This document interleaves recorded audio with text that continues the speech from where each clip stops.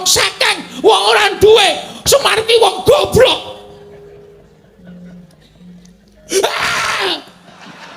Ngopo iku kamu? Ini gitu raniteni karo labuhane bapak. Wong semene gitu raniteni labuhane Semar. Semar sikir dinggo sirah-sirah dinggo sikil, momong Pandhawa, momong Ndarawati, momong Mandura. Neng bareng wis do mukti.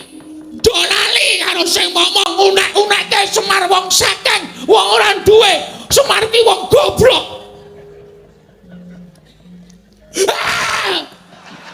Ngopo iku kamu? Saking nesune. Kok sarunge dikebut-kebutke barang. Ben. Aku ki kaya arep nesu ning nesuku caraku piye, Tru? Wis bayangno, mangkel tenan aku. Bala dewa menungsa ora tatanan. Lho, Bagong. Ayo nang ae. Nek wis nyenggol bapak iki wis beda perkarane. Nek aku tok nyewe ora masalah. Nek gandeng kowe wis ngece karo bapak. Seduma bathuk senyari bumi. Nadana wong seduma jembaring bathuk. Nadana wong sanyari jembaring bumi. Tatotai pecating nyawa blabaring ludi. Lho, kowe lah malah menteleng matane. Matamu iki. Bong kuwi ratu ben ra urusan. Lho kowe wani karo Baladewa sing tak wedeni apamu? Ora minggat. Ayo, saiki tak gawe sayembara perang. Tak gawe sayembara perang. Sapa sing cilik gedene sangka kadadane Baladewa menang boyong Pustaka Jamus Jimat Limasada. Piye omongmu mau? Piye le omong mau? Sapa sing cilik gedene sangka kadadane Baladewa menang boyong Pustaka Jamus Limasada. Lho. Nantang aku kowe. Yo, oke. Ngendi bapane wong Bandayuda? Kowe iso nglangkai batange Petruk gawanen Pustaka Jamus Limasada.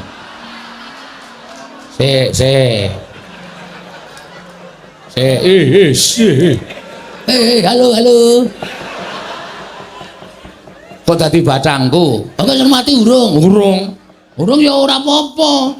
Lho ora apa-apa. Nek nantangke nglangkai batange dhewe ora batange wong liya. Ku jenenge matekke wong liya ora. Amamu ni piye? Nek iso nglangkai batange Petruk, ameng salah kata. Maksudku badange Bagong las kowe iki senengane nyemelangi ora. Nanti pawane wong neter kadedan. Nanti wong neter kadedan. Omonganmu iki nanti papane wong neter kadedan metu Jawa, ora metu Jawa gretel negara legane ati kowe. Yo!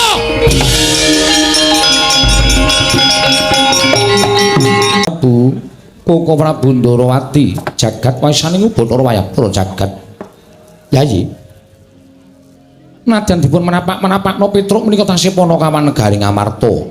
Mila Petruk sowan mbok menawi wonten wigatos. Tumunten ngatimbalna menapa wigatosipun Petruk sowan Yayi Prabu ing Amarta. Koko Prabu kasinggihan mekaten mugi kasekecakno anggen jengandika lenggah. Yayi Prabu sampun boten kirang prayogi. Panakawan Petruk padha rarja sapraptanira Panakawan Petruk kanthong bolong lunamit pasang kaliman tabi tinebene ing lodone dumawing tawang tuwang sinuwun linepatna ing tulamanu menawi kirang ing tata krami kula nyuwun pangapunten wilujeng niring sambikala sowan kula tebih saking Rubeda namung kepareng kula ngaturaken sembah sumung keming pangabekti kula kunjuk sandhap padha paduka Gusti kula sanata ing Amarta Prabu Darma Kusuma. Iya Panakawan Petruk ndak tampa. Ora liwat pangestuku tampanana kula pundika jimat paripe dayan ing kasantosan. Karo sapa? Kali adik kula Bagong. Gong, ora ngawur lho le omongan. Iki nang negara utawa ning kraton. Aku iki wis tuwa dadak tok weling, Tru. Wis ngerti empan papane, ya syukur. Panakawan Bagong padha rarja sapraptanira Panakawan tansah pinayunganing kawidadan ing sambikala sowanipun ingkang abdipun Bagong ngersanipun sinuwun Prabu Darma Kusuma kepareng kula ngaturaken sembah sumung kemeng pangabekti kula kunjuk sandhap papada paduka Gusti kula ingkang sinuwun Prabu Puntadewa.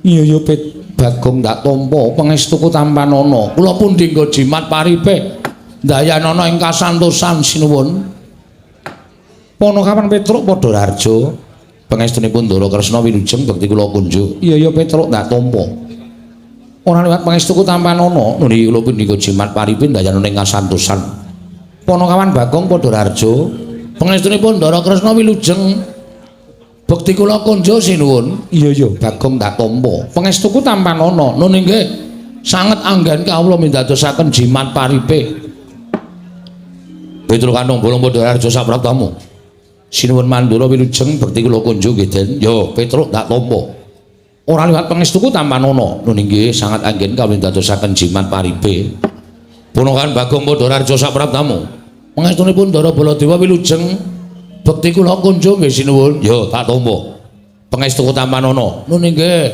sanget anggen kawula ndadosaken jimat paripe biasane kowe karo sinuwun Mandura iki gelucik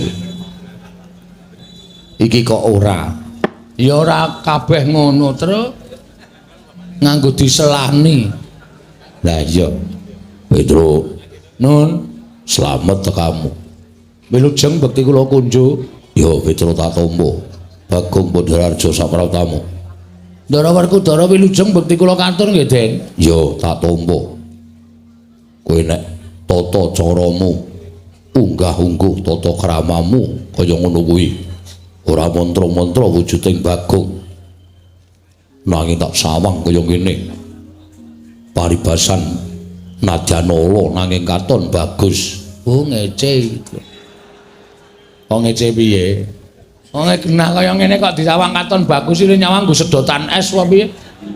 Ya kowe iki dialem kaya mergo tata kramamu sing kaya ngono kuwi dialem wong iki mula ketok to, Gong. Ndara Werkudara ing ngalembana karo kowe. Nadyanala rupane nek tata kramane ganep unggah-ungguhe ya kecekel, kuwi wong padha ngurmati.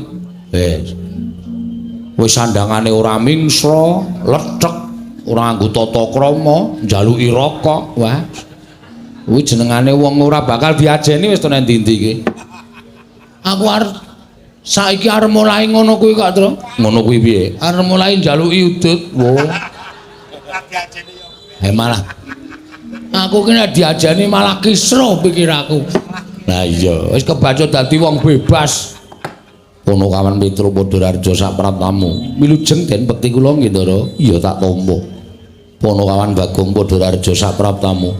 Pangestunipun Ndara Janaka wilujeng bekti kula kunjuk nggih Den. Iya Bagong tak tampa pangestuku tampanana. Ponokawan Petruk wonten dawuh sinuwun. Ana wigati apa dene jeneng kira sowan ana ing ngarsaning ingsun yen to pancen duwe wigati mara gage matur marang panjenenganing ingsun Ponokawan apa saka karepmu dhewe apa dinuta dening bapakmu Semar. Ha nika ngaten. Sawan kula menika mboten saking pikajengan kula piyambak, namung kula menika dapur dipun utus dening Bapak Semar. Bapakmu Semar utusan nglawan sira. Nggih. Sababe apa kok utusan nglawan atmajane? Nuwun sewu. Sampun wonten setunggal candra nika bapak nika kaya wong masuk angin. Ning mboten lara, kaya wong pikirane kebak. Ning jane bapak niku nuwun sewu sing dipikir niku ya apa? Iya. Begogok enten ngajeng omah mboten purun napa-napa ming meneng mawon. Nek bengi ya ora gelem mlebu omah, ming kemul sarung tetep begogok teng ngarep griyane bapak. Monggo-monggo pendak dicaosi unjukan mboten diunjuk, caosi daharan mboten dipun dahar. Iya Ponokawan, nggih. Lah kahanan ing konten kaya ngomong niku ndadekake kuwatir kula gareng kalih Bagong.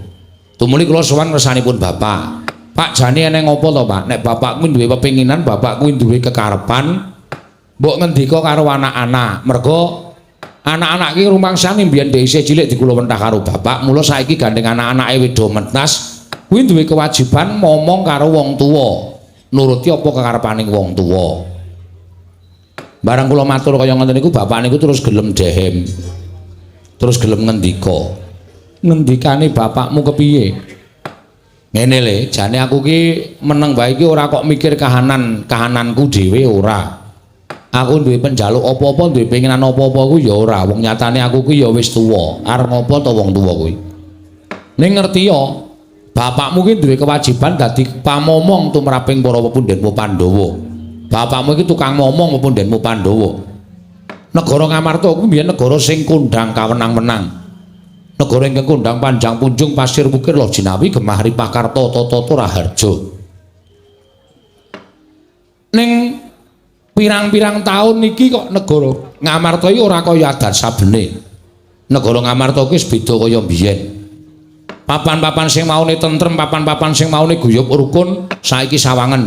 Ngendi-endi dalan padha bendak sirah, ngendi-endi padha regejegan, ngendi-endi padha gelut ming perkara bab sing sepele. Mongko papan-papan panembah ora padha diparani, sing dipaparani papan-papan maksiat. Tak anggap yen to kawula sak negara Ngamarta kuwi wis padha krisis moral. Krisis moral, nggih. Kuwi apa, Petro? Oh iya lali aku. Biasane aku ki omong karo piyai-piyai terpelajar. Lah iki Nalindra, mongko Nalindra wayang, ayo krisis moral ora ngerti. Krisis kemanusiaan. Kuwi apa? Manusiane krisis. Iya. Piye ya le jelaske, Gong? Ah kono terserah. Wis pokoke kawula negari Ngamarta niki sakniki lagi ora iso didandani, nggugu karepe dhewe, ngudel bingung numbuk bentus. Apa sing dilakoni dianggep bener. Mongko ora gagas bener kuwi enten pirang-pirang, bener sejak benere dhewe, benering bebrayan lan bener sejati. Cobi wonten pundi-pundi papan negari Ngamarta menika mung perkara bab ingkang sepele wekasan dadi gawe.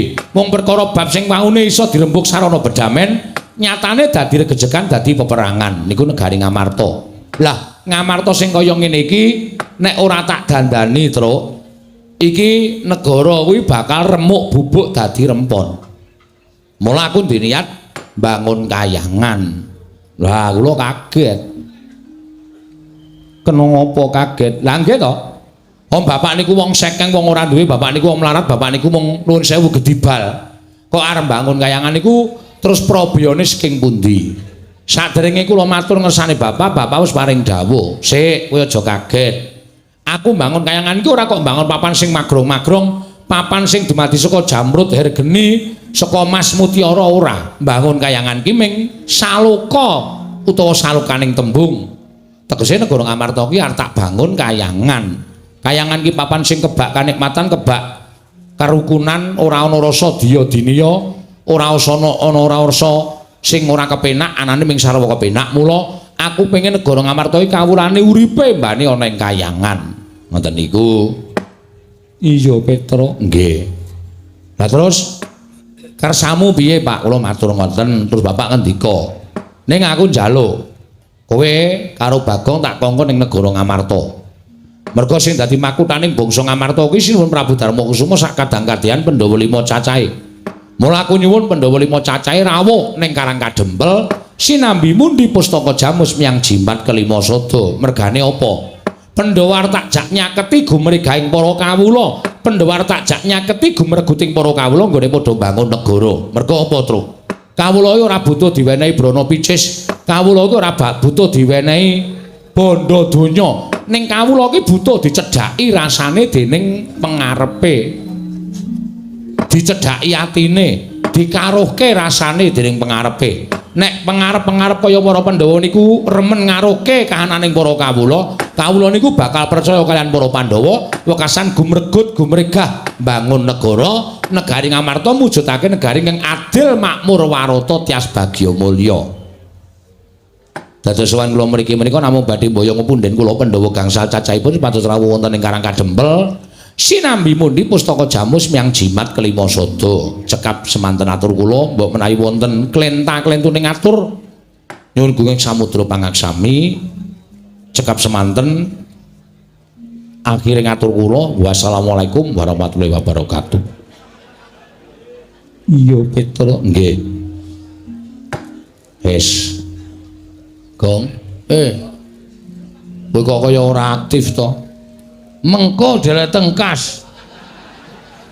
Apa urung-urung kok kon aktif? Pulsae rung tuku kok aktif.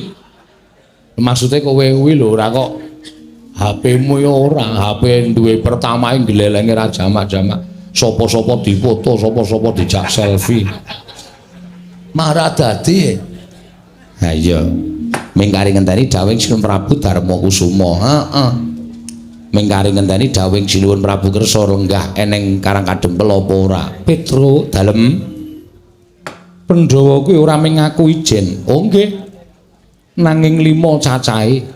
Werkudara, Janaka kelawan kembar. Oh mestinipun ngaten. Aku tak taren karo adi-adiku dhisik ya Petro. Kula semanggaken sinuwun, malah langkung prayogi. Werkudara, oh. Piye Dimas miturut penemuning si Adi? Ora usah dadak nganggo mbok tari. Apa sing dadi gegayuhane Semar kuwi luhur. Ayo mangkat merono bareng Pandhawa 5 mundi pustaka Jamus Klima Sada. Petro, nun.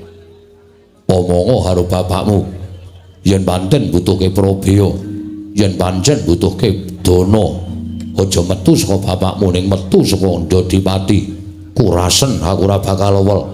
Petro kandhara bapakmu nggone bangun kayangan yen perlu Prabeya saka Janaka Madukara ya ora bakal kurang. Petro kantong bolong kandha karo bapakmu. Yen Ndadipati Madukara isih kurang, mengko kasatriyanku digadhekke dhisik ya ora apa-apa. Kanggo kecukupaning bapakmu Petro. Alhamdulillah. Gong, poin gong. Lumayan. Aku arep daftarke dadi bendahara. Lho. Bendaharane sapa? Bendaharane Semar. Oh, ngono ya. Lah Semar nyekel dit grusah-grusu kowe. Nek ra aku sing nyekel wis ora bakal teri asal-asasi terus. Samangane rasa sok aneh-aneh.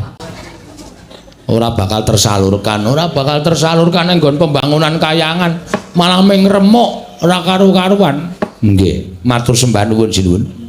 Malah samangke daya-daya dinten mangke monggo kula dherekaken tinggal budal wonten ing Karang Kadempel. Sinuwun Prabu Darmakusuma. Panakawan Petro wonten dawuh. Satemene bingung penggali ingsun sebabipun sadurunge kowe prapta iki mau Kaka Prabu uga kepareng rawuh uga mbutuhake pustaka Jamus Miang Jimat Kelima Sada. Oh ngaten. Iya. Kangge napa? Kanggo tumbal wadaling negara Ndarawati awit negara Ndarawati ketaman pegebluk. Lho. Ndarawati ketaman pegebluk. Iya Panakawan Petro. Mula sing gedhe pangapuramu aku durung bisa mutusi. Krana Kaka Prabu isih kepareng lenggah ning Praja Ngamarta uga ngantu-antu kelawan apa kang dadi aturku munggo babagan pustaka Jamus Miang Jimat Kelima Sada Petro. Oh, wis. Gong, nol besar. Piye maksude? Awak dhewe bali kukut iki. Kok kukut? Lesowan mrene kalah dhisik karo Sinuwun Prabu Ndarawati. Sebabe Sinuwun Prabu Ndarawati ya mbutuhke pustaka Jamus Kelima Sada. Lho. Ha kanggo ngapa? Ndarawati ke Taman Pegebluk. Ndarawati ke Taman Pegebluk? Heeh. Terus isane Waluya Nirmala Temah Jati, Jati Temah Mulya, nek Ndarawati ditumbali pustaka Jamus Miang Jimat Kelima Sada. Monggo le rawuh dhisik Sinuwun Ndarawati tinimbane awake dhewe.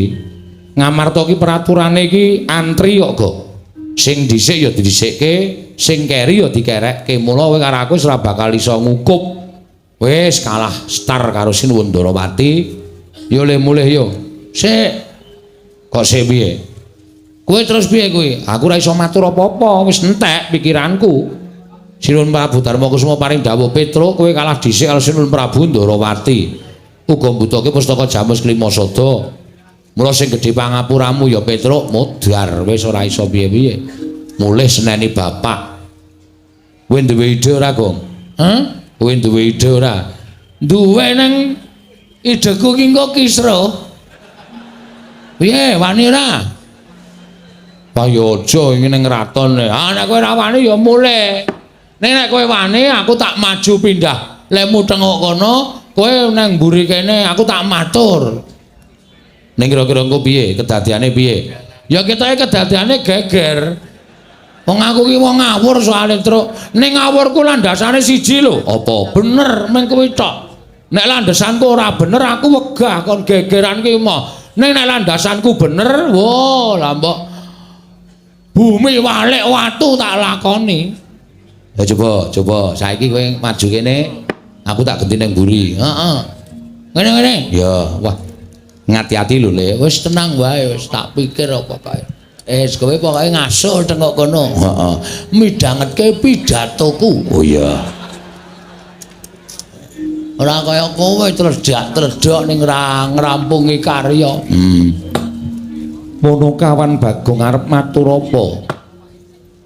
Lho namung dados wakilipun Petro kok sinuwun. Iya. Kula ajeng nyuwun prisa. Sinuwun Ndarawati rawuh mriki wau ajeng napa? Nyuwun ngambil pustaka Jamus Klimasada kagem dinggo tumbal negara Ndarawati. Sebabe Ndarawati kenging napa? Kena pagebluk. Stop. Cekap semanten mawon kula tak mangsuli nggih. Iya Bagong wangsulana. Siji. Panjenengan percaya Ndarawati ke taman pagebluk? Mesine percaya Koko Prabu kuwi kadangku sepuh. Arepa kadang tuwa iki nuwun sewu iso lho ngapusi. Dasarmu apa kok kowe wan matur kaya mengkono? Ngaten, dasar kula mang penggalih. Bener apa ora? Pagebluk utawi winastan welaking Jawata menika adalah wah, kok aja nganggo adalah barang. Ayo aku sok nganu ya. Nun sewu nggih, basa kula campur-campur sing penting cetha ditampa. Iya ora apa-apa. Nika mujudaken paukumanipun para dewa ingkang tumanduk dhateng titahipun. Paukumanipun Gusti ingkang diparingke titahe. Apa ta sebabe kok ke taman pagebluk? Merga wewengkon kono menungsane wis ora iso didandani. Kon manembah ya ora gelem, kon tumindak apik ya ora gelem, anane mung tumindak ala, anane mung tumindak jahat. Niku Gusti mesti paring hukuman kagem wewengkon mriku saengga wewengkon mriku dipun sebat ke taman pagebluk. Iya bener nggih. Terus saniki sampeyan kula aturi menggalih. Jagat niki negara pundi sing ratune jahat? Prabu Dasamuka nika arep ampuh dikaya ngapa ning ludes keles tanpa sisa mungsuh Prabu Ramawijaya. Niku tegese Prabu Ramawijaya niku dadi utusane ngadil menehi hukuman kagem Prabu Dasamuka sak wadya balane sak rakyate. Iya. Ngastina niku sing dadi ratu Prabu Duryudana. Niku ratu jahat, Kurawa niku angkara murka. Niku ora ke taman pagebluk, ayem-ayem mawon, tentrem-tentrem mawon. Terus saniki panjenengan penggalih. Ndarawati apa bedane karo Ngastina? Bedane apa Bagong? Weh, lha iki piye to iki kok takon terus? Aku asline cerdas ming sok gaya ta, Tru? Ah iya. Bedane Ndarawati kali Ngastina, nek Ngastina niku ratune jahat sing kudune entuk pagebluk. Nek Ndarawati niku ratune ratu sing dititisi dewa. Teng jagat menika sing ngagem asma Sri Bathara menika mung loro. Siji Sri Bathara Bagong. Mantil jasmu. Sri Bathara Ramawijaya, angka loro Sri Bathara Kresna. Ta? Niku ratu sing ketitisan Sang Hyang Bathara Wisnu. Lah, sapa ta Wisnu? Wisnu niku dewa ingkang tukang nentremke jagat, dewa sing duwe kewajiban memayu ayuning jagat. Niku Bathara Wisnu. Nah, pertanyaannya ini orang ngene iki ra jelas ya, Tru. Ah iya. Ora apa-apa. Ngastina sing dadi ratu-ratu jahat ora ke taman pagebluk kok Ndarawati sing dititisi Sang Hyang Bathara Wisnu kok negarane ke taman pagebluk. Niku perlu dicek dulu. Sampun ngantos sampean kelintu. Ah saklajengipun Pustaka Jamus Klimasada niku panggesanganipun para Pandhawa. Pustaka Jamus Klimasada menika panguripane para Pandhawa. Ora kok Pandhawa tok. ning rakyat Ngamarta niku ya padha gumantung karo Pustaka Jamus Klimasada. Pustaka Jamus Klimasada ajeng diparingke Sinuwun Prabu Ndarawati ming dienggo tumbal. Mongko dienggo tumbal niku apik-apike ming dipendhem. Nek dipendhem niku ora iso bali. Nek ra iso bali, Pandhawa kelangan Pustaka Jamus Klimasada. Nek Pandhawa kelangan Pustaka Jamus Klimasada, wong sing ora seneng karo para Pandhawa arep gawe kapitunaning Pandhawa, angel mijet wae ngranti suwe banyu sinaring. Nggih mboten? Iya Bagong. Nah, mulai dipenggalih. Ampun grusah-grusu. Terus saniki Semar. Semar niku mbutuhke Pustaka Jamus Klimasada bareng kalian para Pandhawa. Berarti Pandhawa mboten pisah kalian Pustaka Jamus Klimasada. Omongan sing cirik-cirik kula omongke menika garis bawahi benang merahipun inggih menika Ratu Ndarawati. Nuwun sewu, sing ratu ketitisan dewa kok negarane ketaman pegebluk niku menimbulkan sawijining persasamenge no. Sabar. Aku ki arep Indonesia apa Jawa? Jawa wayang kok Indonesia. Mujudaken nuwuhaken satunggiling pitakonan. Apa bener Ndarawati ketaman pegebluk? Angka loro sing perlu dipun garis ngandhapi. Garis ngandhapi. Garis bawah iki nek basa Jawa garis ngandhapi to. Oh iya. Sing perlu dipun garis ngandhapi nuwun sewu lho. Nuwun sewu niki mboten ngarani. Ya nek niki kresna tenan. Nek dudu wis kebacut maringke Pustaka Jamus Klimasada, wis kebacut maringake pustaka percaya karo Sinuwun Prabu Ndarawati, jebule dudu kresna tenan. Lah, panjal maning mungsuh sing mung kepengin gawe kapitunaning para Pandhawa. Pandhawa ora ngerti Pustaka Jamus Klimasada ilang, Pandhawa ora ndek kekuatan. Lah, wong sing ora seneng karo Pandhawa arep gawe kapitunaning Pandhawa, angel mijet wae ngranti. Ayo. Piye?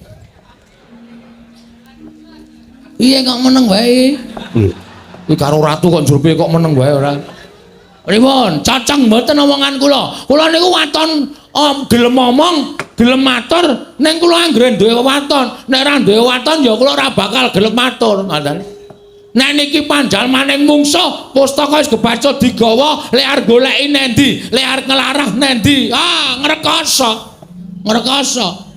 Wis, Kurawa krungu, Pandhawa kelangan Pustaka Jamus Klimasada. Kurawa tumindak elek, Pandhawa kesia-sia. Kasangsaning Pandhawa ngembet kawula sak negara Ngamarta. Kawula uripe wis ora tentrem, digawe bubrah merga sampeyan nuwun sewu kirang lantip panggraitane, kirang cetha paningale, nyawang dhateng sinten kemawon sinuwun.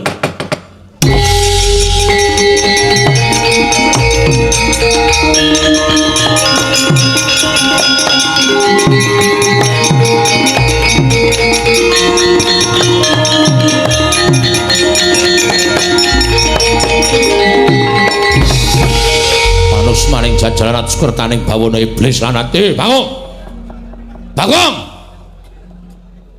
Kono tro rampungi. Lho kok rampungi piye ta kowe iki? Kowe kuwi sing ngomong oke-oke kok rampungi. Nesu e wonge. Ha nesu kowe ngelokke ngawur kok. Kowe ngarani Sinuwun Ndarawati barang palsu ya anggapmu apa? Wis kono tandangi. Kowe piye? Lho aku ora ngomong apa-apa kok. Wegah aku nek tok duwaya ngono kuwi. Cah jireh ora. Oke. Kamu duduk situ. Iya. Tak wangsulane. Ngene nek kok gelut kowe ya, Tru? Us. Nek gelut kok aku ora. Aku cilik ya kalah musuh iki. Cilik kae arep nek gelem menang ya iso menang. Bagong. Ono kawan Bagong. Wonten dawuh mboten sah seru-seru. Kula dereng budhek kok.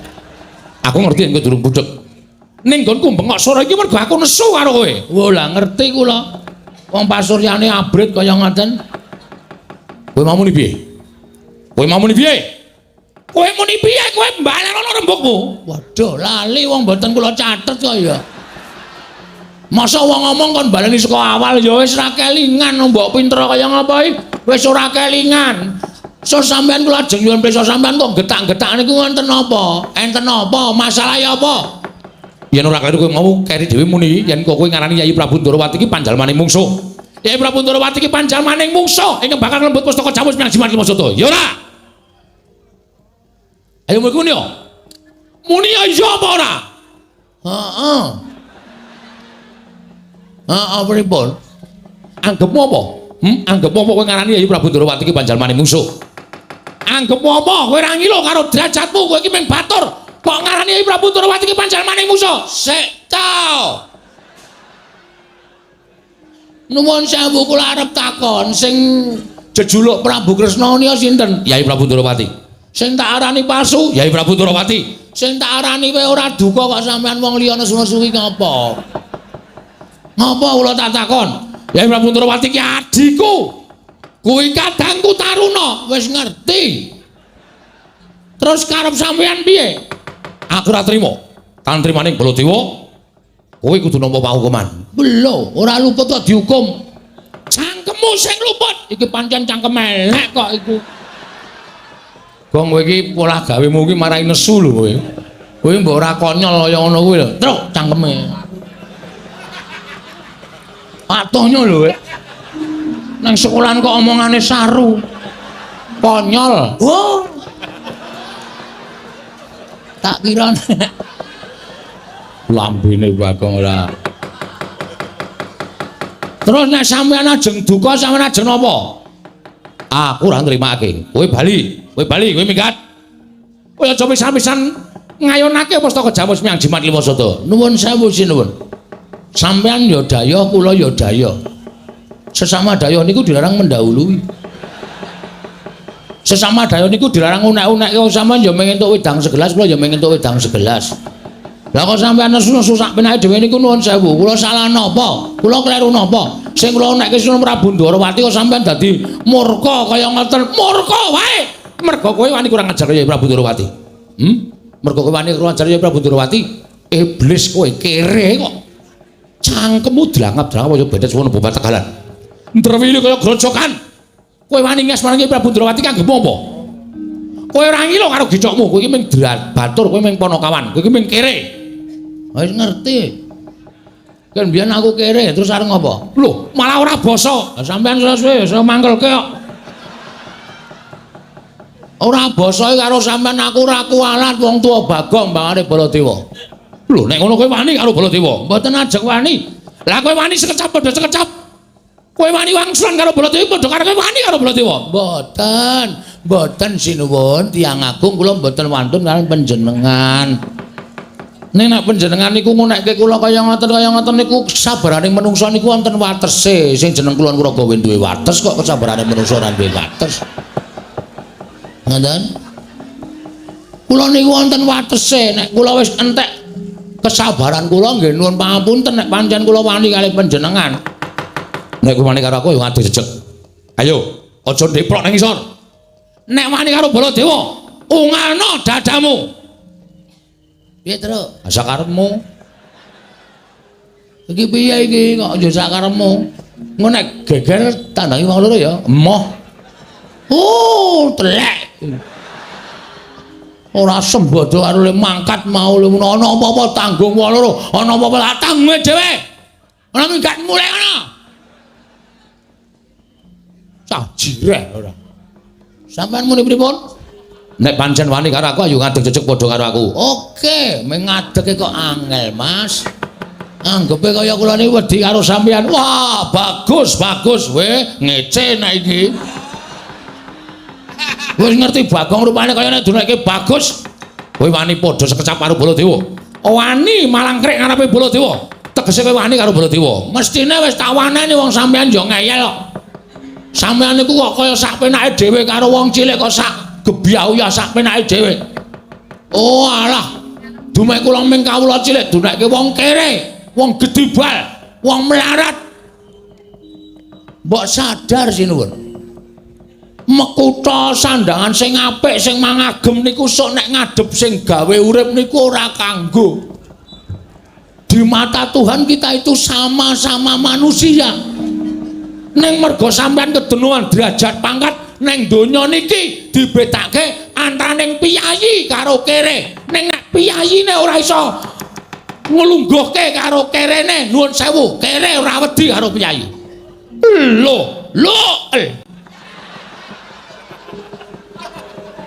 nek ngono kowe wani karo aku. Ah, iki nang kene iki. Suwijining piyayi sing ora tau iso dielekke iki ya ngene iki, dielekke malah ngono kowe wani karo aku. Mbok aja ngono to, sinuwun sampean ki sadar. Sampean ki eling.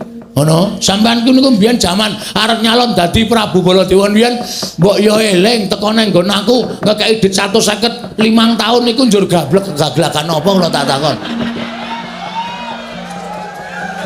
Bagong iki kowe kudu nyoblos aku. Aku golekno wong 40. Petro aku golekno wong 55. Semar aku golekno wong 45. Kaya ngono kok sampean ra kelingan. Saniki barang lenggah dampar negara Mandura gejangkrang sila tumpang. Sampean karo wong-wong sing dadekke sampean sia-sia. Aja dianggep ming rakyat cilik. Ning kula ngedukke sampean ora nganti 3 kedheping netra. Pak sogok gogrok saka kursi sampean. Muni ae saiki. Suwe-suwe dinengke kok arep wani. Ngerti Bagong wetenge lara ket sore mau kok malah gawe masalah. Aku nek wis nesu ngene iki ora ngerti lara, ora nganti wong anggere ana panganan mari. Kok nekat anggere ana panganan kok mari. Rumangsane ora anggepe sak penake dhewe. Wis saiki tak takon karo kowe. Kapan kowe omong nyata? Kawan. Bagong yo nek kowe milih aku kene pojokan tak kei cakruk. WC umum kene iki tak ganti nganggo kloset. Sprene isih mancek watu. Nyok kena banyu nyok ora, nyok kena banyu nyok ora. Manut ombake. Ora terrealisasi babar blas. Manusia macam apa? Wah, aku malah susul-susul teratapan gong. Arep dadi apa kowe engko nek omonganmu kaya ngono kuwi. Nyo. Satu sono ngegrab minggat ngono. Lho kok digawe dicarkon ngegrab. Wah iki ngisru-ngisru ya, Tru. Aku wis menteng-menteng wani tenan, malah kowe sing jireh, kowe sing wedi, rasa nyangkem meneng. Iya. Nek nganti dadi perang piye? Nek dadi perang piye? Lah tandangane. Waduh. Ora usah melu-melu ora apa-apa. Malam ini tanpa Petruk Bagong jalan. Waduh. Ya wis kowe bareng ngono kok glelengmu ra jamak-jamak. Saiki ngene bae. Tinimbangane iku padu ning dalan utawa padu ning negara iki, kowe saiki bali. Bali nanti? Lho, ning omahmu. Bali kondo karo bapakmu. Bali kondo karo bapakmu. Bapakmu kon murungke le mbangun kayangan. Bapakmu kon ngilu karo cengele. Kon ngilu karo gicoke. Semar ki mung gedibal, bapakmu ki mung kere. Bapakmu ki wong ora duwe.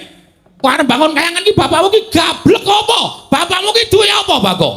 Kondo, kon gagas karo kanane, cecak nguntal cagak, cebol gayu wulan, utung etung lintang, tangan kelakone jepak wurunge.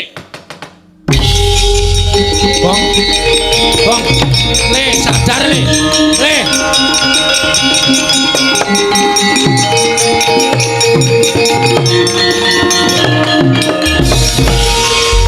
Aduh, sinuwun mandura dadak ngrasani bapak.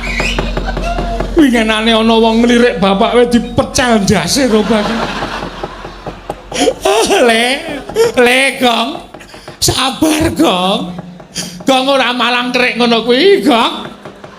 Gong iki nang negara le, sabar kok ndak kriwikan dadi grojokan, geguyon dadi tangisan. Udus kowe.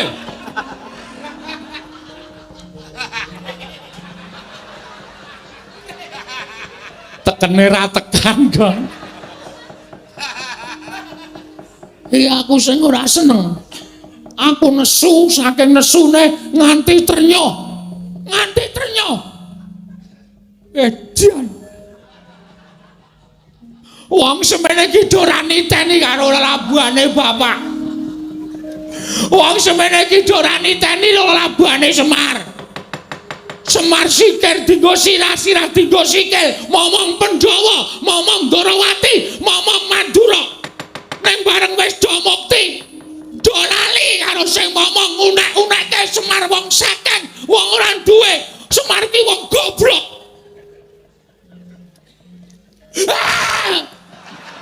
Ngapa iki kamu?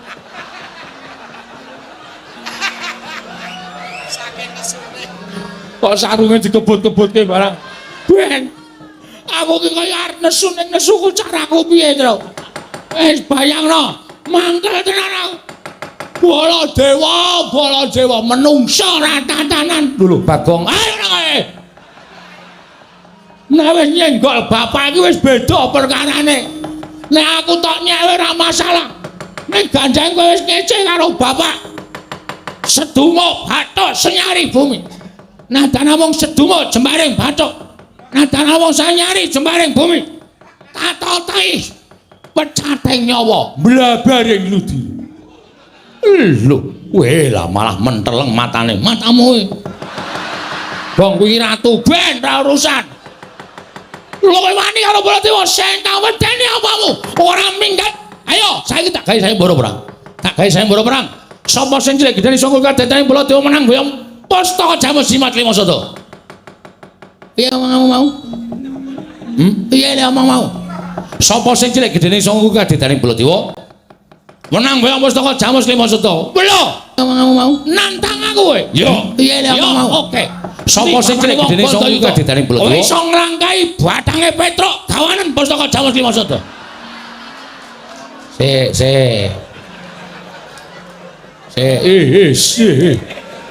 Halo.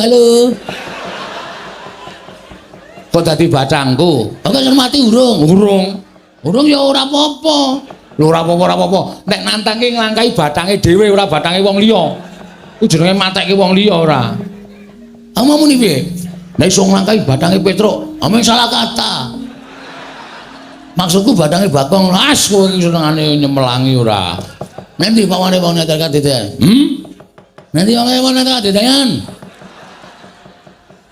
Omonganmu iki nanti papane wong neter kadeden metu Jawa, ora metu Jawa gretel negara legane ati kowe.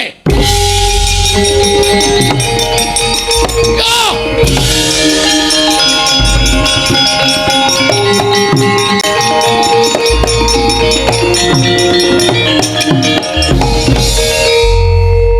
Kok bali rene to, Kang? Ame ngapusi Baladewa kok pira uwen. Melayu banter aku ngerangkul cagak terus balik sut. Dheke bablas. Trembelane ya.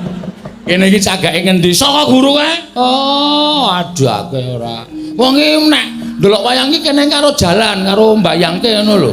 Mesti seneng tak gawe ngene iki men penonton ki bayangane keadaane ning dalam keraton melayu bareng terus aku ngrangkul cagak terus balik ngene lho cilik-cilik lho. Aku iso mbayangke aku piye apik ta? Heeh. Nek ora iso mbayangke ya berarti urung apa jenenge durung apa tenanan le ndelok wayang. Ha terus ki piye? Wis kono tandang ngono. Lho. Lah sing nantang kowe kok, sing nantang aku sing ngopiok kowe. Wah. Aku lino dolanan ning omah senengane ngono. Bagong, wonten dawuh yen pancen niat bakal nandingi Koko Prabu kena ngapa kok bali meneh marang Praja Ngamarta. Namung badhe nyuwun pangestu sinuwun Prabu Darmakusuma awit menika badhe wonten peperangan ingkang ageng. Inggih menika sinebut perang Bratawuda. Nek Pandhawa ngertina ora Bratayuda. Nek aku karo Prabu Baladewa Bratawuda. Oh. Iya Bagong sing ati-ati. Kula ajeng madheg Senopati. Iya. Kalungi kembang ora. Madheg Senopati. Kalungi kembang ora diwur-wuri kembang ora. Tonya wae. Diwur-wuri kembang. Kaya wong modar. Ada mbok menawa aleman bareng. Kana Tru. Kowe nang Jawa Tru? Lah ya bareng aku nang Jawa aku ya nang Jawa. Gak aku nek aku nang temandang dhewe aku mau. Nggih ngoten nggih sinuwun kula nyuwun pamit. Sing ati-ati aja kaya bocah cilik. Nyuwun pamit sinuwun. Iya.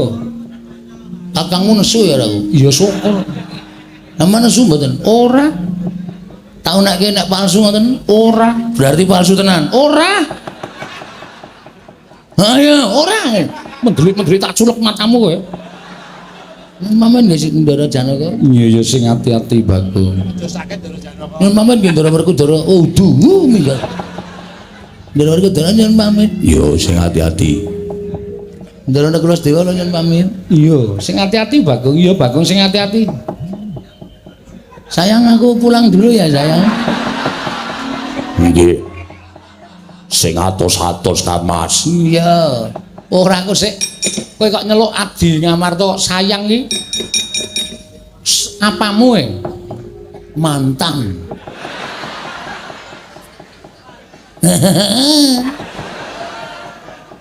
Kula sapa teng gubuk asmara niku kali niki. Wong edan ora. Pareng nyuwun pamit sinuwun, sing ati-ati aja kaya bocah cilik Ponokawan Petruk. Surtiti ngati-ati duga-duga digawa. Ngelingono lamun Koko Prabu Mandura kuwi isih bendaramu. Mangke badhe kula pitang. Kepareng kula nyuwun pamit madal pasilan sing ati-ati aja kaya bocah cilik Ponokawan. Dening prapak di Baladewa kon goleki kowe. Nek pun ketemu, nek wis ketemu aku kon bondo tanganmu kon ngerincung sikilmu. Ngandel ora. Baladewa iki arep ora atune seneng ngapus-apus ya kae. Hooh. Mesti iki kontul dikandhake dandang dikandhake emprit. Ha iya. Lakon sak nyatane diceritake beda karo anak-anak Pandhawa, men anak-anak Pandhawa nesu awake dhewe. Nek anak-anak Pandhawa nesu awake dhewe, Ndara Antasena, Ndara Gatotkaca, Ndara Antaja ben gelem ngrangket awake dhewe. Penyakit tenan kae Baladewa. Piye, Kong? Wis diwangsuli wae. Nek jane aku kandha karo kowe ya, Truk. Nggih. Aku ora tekan atiku.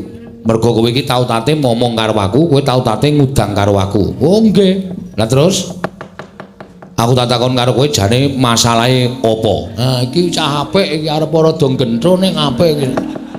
Heeh. Nek tak omongane, Truk. Iya, omongane. Jan-jane niku kula kalih Petruk mboten salah, Raden. Ndara. Lah kok Siwa Mandura dawuh karo anak-anak kon nyekel karo kowe. Mergane nika pancen wonge sarak. Ngoten.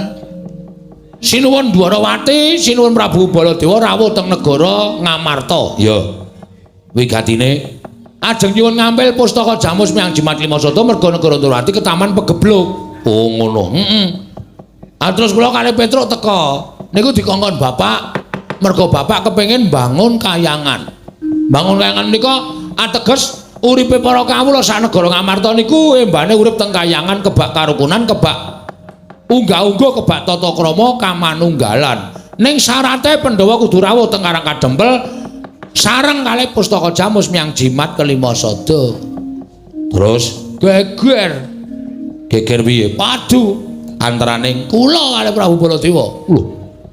Kowe wani karo Prabu Baladewa? Lho canggleleng padake. Kula wani merga kula bener. Kula ndakwa sinuwun Ndarawati niku nuwun sewu panjalmaning mungsuh. Ing atase negara Ndarawati niku dilenggahi Prabu Kresna titising dewa kok taman pegebluk niku ora impossible. Wah, bahasamu. Lho niki teng sekolahane. Impossible ki apa, Gong? Odol. Odol cengkulmu nglacot. Impossible ki tidak mungkin lho, ora bakal kelakon. Ora bakal kelakon to. Nggih, Mboten? Iya. Aniku dadi dukaning Prabu Baladewa. Wanur maling jalanan Bagong dapure kaya ngene. Kula dunekke kere, dunekke ra duwe, dunekke wong wis pokoke entek amek kurang golek. Ning kula ora masalah. Kula dunekke kere ra apa-apa, bareng nyandak Semar. Lho, nyandak Semar piye? Semar eno Baladewa muni. Bagong, saiki kowe bali kandhara bapakmu. Bapakmu kon ngilo karo cengele. Kon ngilo gitoke. Ming Semare kok bangun kayangan iki terus gablek apa? Semar ki wong ora duwe, Semar ki wong melarat. Aku dadi sakepenake dhewe ngunekke sakemene rasa digoleki apa-apane terus dipangan wae. Wis digoleki lomboke ya wis ora ana. Kok omong kok iso nyember tekan ndi-ndi to? Alae kok diuwak-uwak ora dek dimplok. Kene iki le ndelokke melu ngelih. Oh, caedan ora. Nah, Semar dunake ngoten niku. Lah kula nesu bapak kula niku sing kula ajene. Lah iya. Saniki coba kula tak takon karo sampean. Takon apa? Upamane sampean niku ketemu karo wong niku unek-uneke bapak sampean. Antasena kuwi anake Werkudara. Werkudara kaya wong drogak-drogok. Ora iso basa, ora iso ndodok. Kaya nang kamar mandi piye jajalan? Nek ora iso ndodok. Lara ora atine. Wong mau tak jotosi mergo ngino bapakku. Padha aku. Aku ya mbelani bapak wani karo Baladewa niku. Mboten kok mbelani sapa-sapa. Oh, lara-larae ngono to. Heeh. Anu iya. Anu nggih. Wah, untung kowe tak ajar. Untung ada saya. Nek ora ngono mesti kowe tak polo mergo aku wis metu padha dawing Siwa Mandura. Terus piye iki? Aku ora iso nyegel kowe. Aku ora iso nyekel terus piye? Lah kae kakangmu ae Gatut Kaca karo Antarja kae piye? Nek tekan kene aku diajar. Ya, Tru. Mesti modar. Ki piye kuwi? Nek pancen sampean niku benerke kula ya aja mung meneng wae, ning belani kula. Ngene bae. Tak bilani, ning aku mbelani salah siji. Salah siji piye? Engko nek Kakang Garwaca tekan kene arep nyekel karo kowe wanenono. Waduh, wani ya ilang ndase tenan. Bagong wani karo Garwaca potol ndasmu. Wah, terus diganti pucukan rek. Tenaming tingil-tingil. Ora aja kuwatir. Aku ngewangi karo kowe ning aku tak ngewangi Petro. Carane? Aku manjing ning awake Petro. Wah, mbok kula mawon. Moh. Ora sedeng awakmu. Sedeng mawon iki melare awake. Moh. Petruk wae. Engko soalé kowe iki wonge gleleng kok ndak tok nggo ngopo-ngopo. Tur dasare kowe iki wonge clemer. Mun aku mlebu ning awakmu kowe pinter, kowe digdaya tok nggo nyopet ning pasar malah aku sing kewirangan. Alah. Saiki wis ora. Nambian kok saiki wis ora, saiki mung sok ngutil. Padha wae ora. Aku tak manggon ning awake Petro. Mun Petro Kakang Garwaca tekan kene, Petro arep dicekel, kowe arep dicekel, pasrahke Petro. Ben Petro sing perang karo Kakang Garwaca. Walah, mbok kula tak gleleng sekali-sekali wis. Mlebu teng mriki, ngono bleng mantan kula dimong sampean mlebu teng awak kula, wah, kula gleleng. Moh, aku ndelok potonganmu ki ora seneng. Kowe soalé wonge gleleng kok ndak tok nggo sing aneh-aneh. Pun Den, kowe mlebu iki. Kok tak gleleng, yo. Walah, Tru, mbok yo. Aku ya, Tru. Lah, Antasena karepe ning nggon aku kok. Kok kowe kok aku Tru. Emoh ya ben ning kene kok ya. Wah, kowe iki kula mawon, Tru. Emoh. Awak kula anget. Ya men awak. Penak teng awak kula. Emoh, aku tak ning awake Petro. Tru, nun ngambet ambekan. Petro sing ngambet ambekan udu kowe. Walah, Danu. Kowe banci ndek banci ladan. Ora arto irane apa-apa aku ora manut, pokoke aku arep mlebu ning awake Petro. Ngambet ambekan, Tru. Nggih.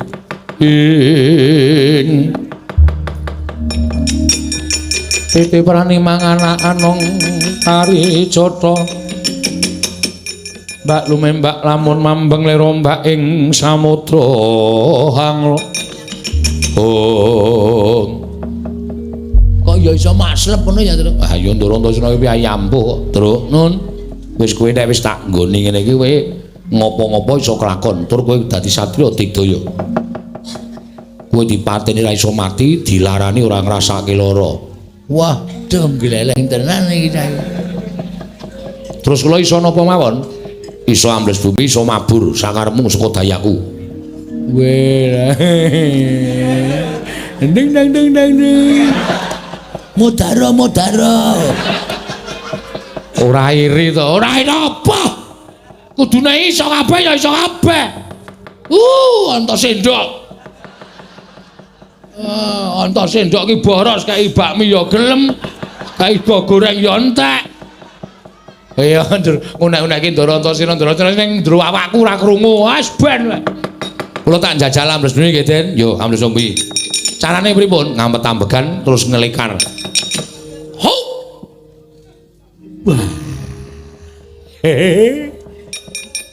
Halo. Ding ding ding ding ding ding. Ah pujak-pujak kan jegluk sapi tang ndasmu. Wih ra elek ta pujan-pujan ya men. Jedul lah jedul. Ya. Ah, nek mabur sikile gedruk lemah ping 3. Weh gong. Ki lho gong. Wah, jan waduh. Wah, sip le liwat kos-kosan. Golek kamar mandi sing ora ana gendenge. Tolong difotoke, Truk. Fotoke dengkulmu ora. Wah, medun. Iya. Apa kuwi? Aku mentru-tru kowe. Wah, anggere ndolong ora gelem ngomongi aku titenono. Iki jenenge Mbak Cindik Mbak Cilatan. Petro. Kae tandangi kono. Ana sing sampuh kono. Potol ndasmu. Apa kok juru muja-muja kelak? Elek kok elak. Muja-muja kelek. Pripun, Den? Petro, aja mlayu aku bakal nemoni karo kowe.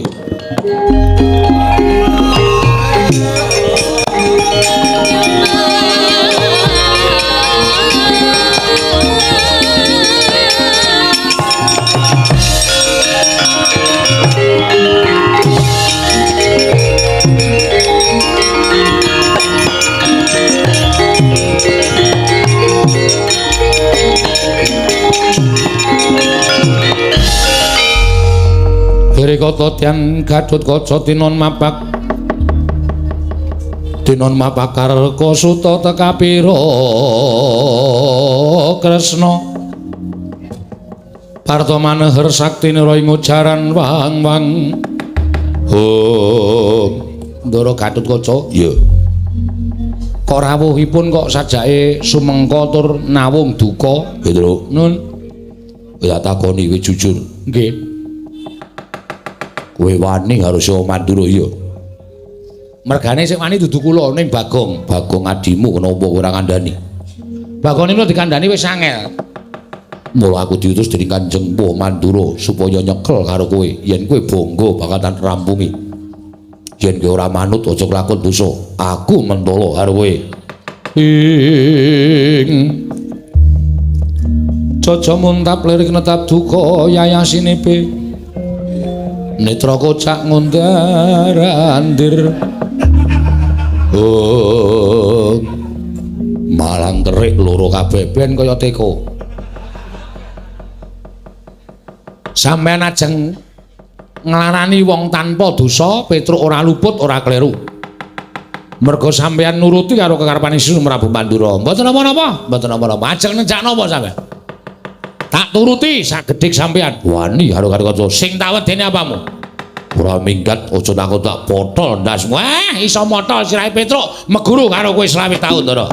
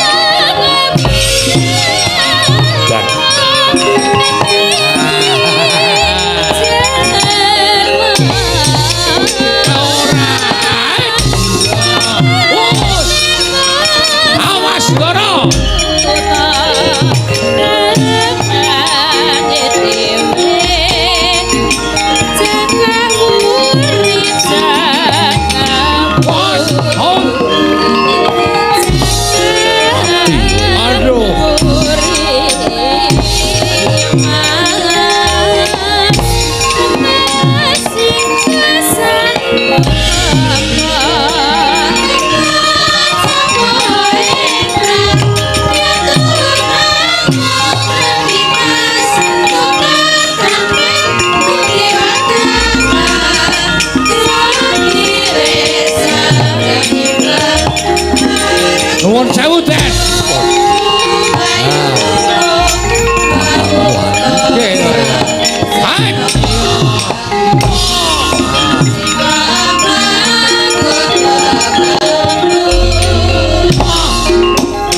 Kula mboten ajeng ngantem sirah.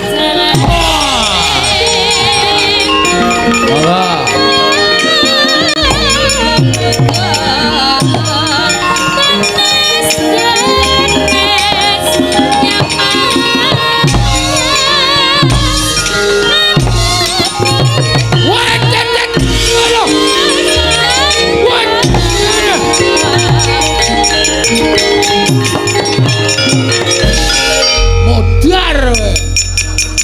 apa-apa pun dipotol mawon. Glelenge ra jamak-jamak. Mampus kowe. Wis ora bakal iso nglawat kowe. Ayo Sambato. Ajeng dinapake Ndara. Potol sirahmu. Potol wis. Oh, anggap kowe apa? Pun dipotol mawon. Iki Kakang Bakung. Sengit aku. Glelenge ra jamak-jamak.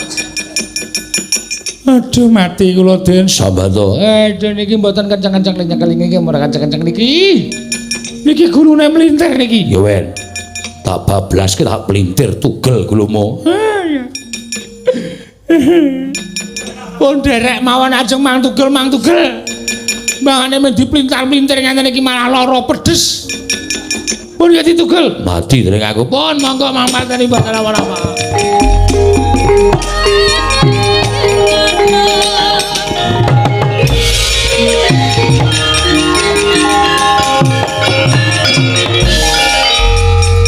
Sambato.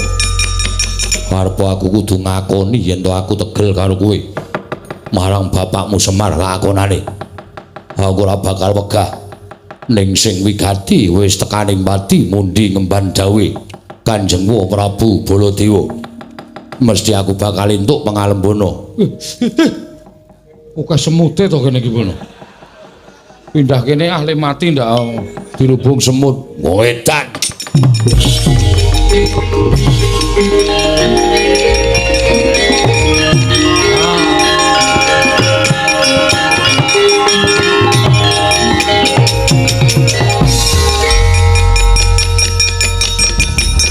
Iki ngopo iki? Dan genti aku. Aku ya pengen pentas ya, Tru. Ayo pentas kok dadak aku doyok-doyok marang sang jero metu e. Ayo ta. Piye karepe ngopo? Genti aku ora petruk terus. Masa aku mengleren disen-isen karo masyarakat. Bagong gleleng ra iki kalah gleleng karo Petruk. Ning janji. Nggih. Ora ngunggelan gaya lho. Mboten. Ora kudu minta elek. Mboten. Wanggri sapa pasar tak kentes ndasmu. Ora. Yakin sumpah. Tenan. Wanggri mboten saden kula mawon. Petruk, kepruk watu ndasmu kok. Iki ngopo ya ora? Ora arep dinggoni Ndara Antasena kok mboten samboten sam. Kok iki ngapae? Mbok gentinan. Ya. Wis ngampet-ampekan. Ning janji tenan lho. Aja nggo minta elek. Nek aku mlebu ning awakmu, ora tutu minta elek ajar dhewe iki. Wanggri iki aku krasa itu minta elek ajar. Agak wis lan jeblok wetenge. Ora bengok-bengok to kok. Wah iki ngampet ket mau ora mlebu-mlebu. Mangkel aku. Goleki kok angel. Wis gak wis? Yo, ampet-ampekan. Wis tak mlebu ning awakmu.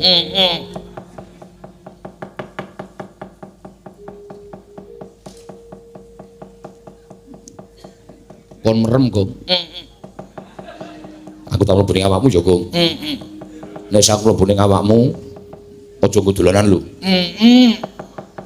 Nek nggo dolanan apas. Ngono wae yo, Gong.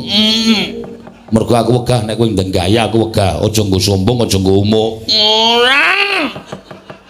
Wis tak mlebu ning awakmu yo, Gong.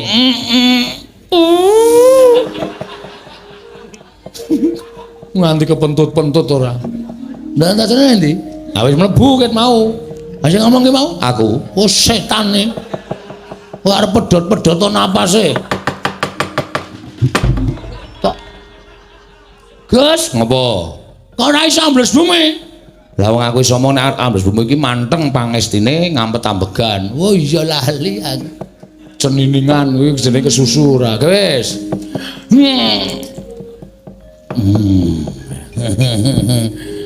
Gong, tak ajar lho kowe. Gong, iki kok didesel. Kapora kowe. Kok tak antil tenan iki, Gong. Gong iki kok dibleseke sak dodo iki lho. Gong, ayo kowe glelengo saiki. Oh titenono kowe. Penyakit ora diudumbulke saka isor. Kapok kowe. kene jedul. Mabur.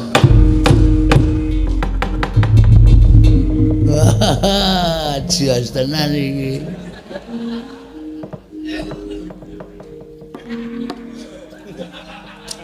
Grimes po ya? Kok tetes-tetes iki? Ah, setan lo.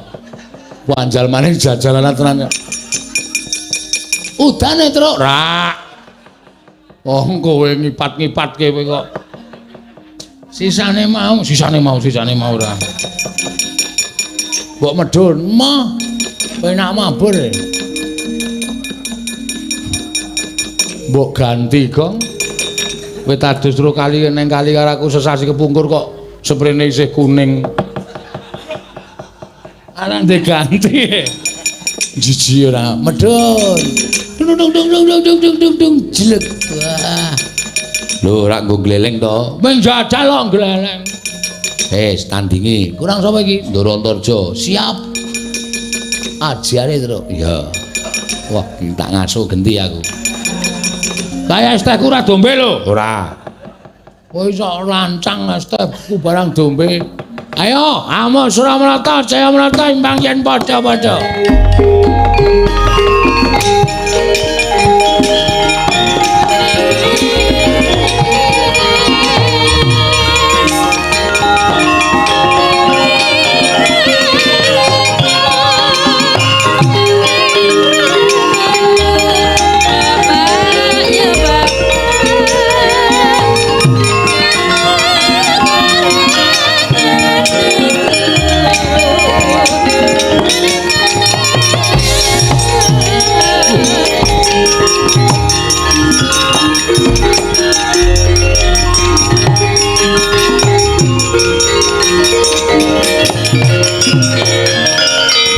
Lanat pamer arep ditemoni kok malah ambles bumi. Mapokmu kapan?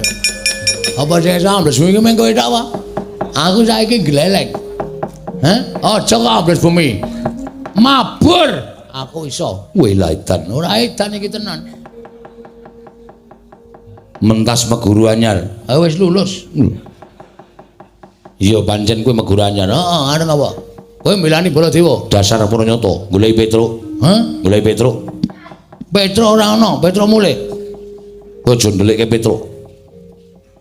Kowe ndelikke Petruk lak katutke dosane Bagong. Wah, lah kowe kok dadi omonganmu atos kaya ngono to, Jojo. Jo sapa? Jenengmu Antarja kok kon ngundang sapa? Kon ngundang Antar. Hah? Tundang Jojo nesu. Petruk wani karo Siwa Mandura. Kowe ya wani karo wong Mandura.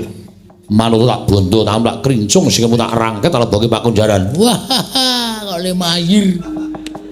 Rangket leboke Pakunjaran. Ora ngerti kadegdayane Bagong kowe. Ora ngerti kapinterane Bagong apa piye? Sawangan, Jo. Sawangan. Deloken. Oh iya. Kuwi lah edan. Ora edan iki nyata. Hah? Kon jedul apa jedul? Wah. Mabur apa oke? Oh, piye? Kon nimbles apa piye? Rampung dening aku kowe. Ya nek iso medun. Ayo iso munggah kok ora iso medun. Padake ora lho, aku nek medun alon-alon kok. Lho, gleleng to padake. Ayo arep ngejak apa? Nyembur tak kembali nyembur. Ambles bumi tak kembali ambles bumi. Mabur tak kembali mabur. Ora bakal aku mundur sejangkah. Hah? Ora sama cicil kowe.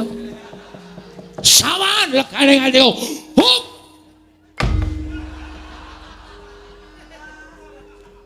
Kok Islam mandi ya? Oke, mbok menawa lemahe lagi atos. Ora masalah, tonton iki.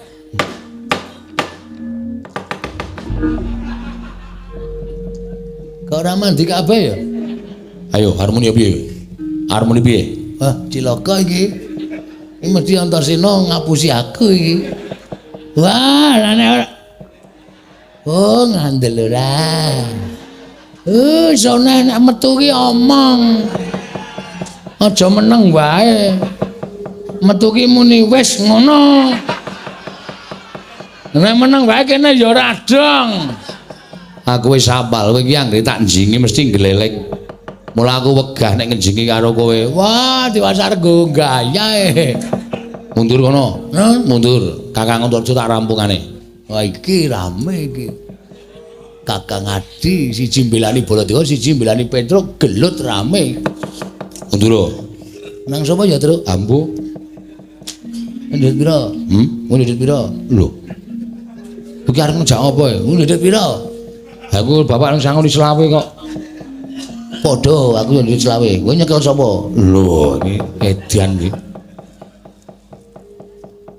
Aku manut kowe sapa? Aku. Aku wis sing tuwa. Yo, aku Ndara Antarja sing tuwa. Padha, aku yo iya. Wis rasi dawa ya. Jemet iki ora. Tiwas mempeng Dimas Wantasena. Kang, ora kok aku arep ngewahi karo Ponokawan ora. Ning aku mau wis jagongan karo Petruk, jagongan karo Bagong. Jane sapa sing diketikake dening Siwa Mandura mau ora bener. Aku malah benerke Petruk karo Bagong mergo dheweke mbilani karo wong tuane. Dheweke mbilani karo bapakne Semar. Tur gegayuhane Semar kuwi pancen luhur. Gegayane Siwa Nayantaka kuwi apik. Pengin bangun kayangan ning negara Ngamarta. Mula nek Kakang tetep arep mbilani karo Siwa Mandura, mungsuhe udu Petruk karo Bagong ning aku.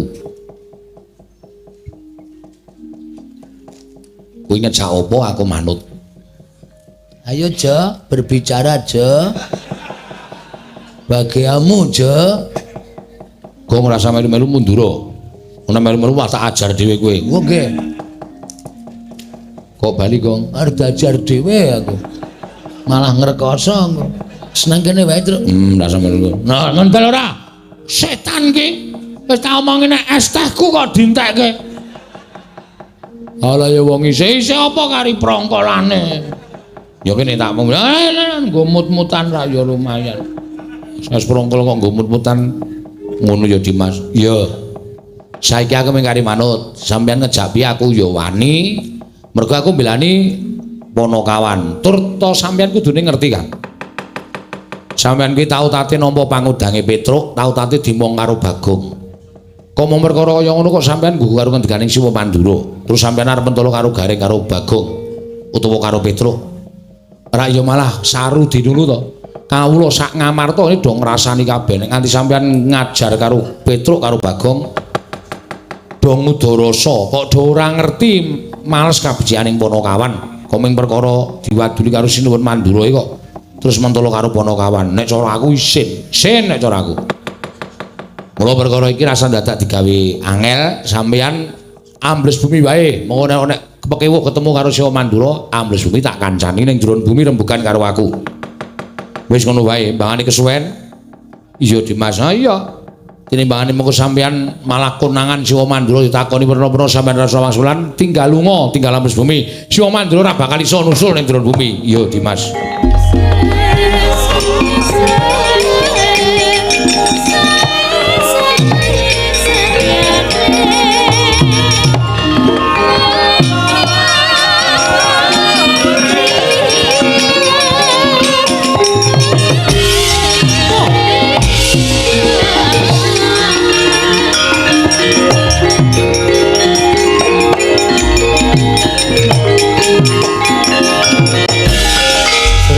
Dewa Narpati Tuwinares Wana Kresna kalangkung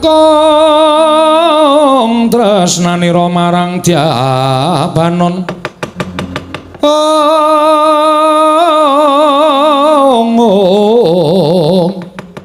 marang Dyabanon Cinawi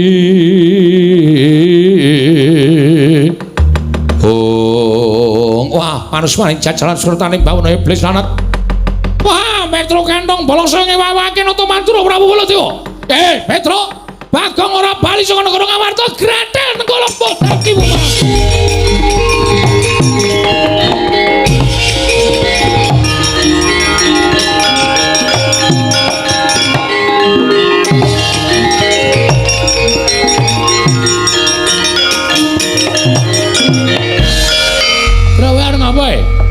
Prabu Sinuwun Mandura nesu kok.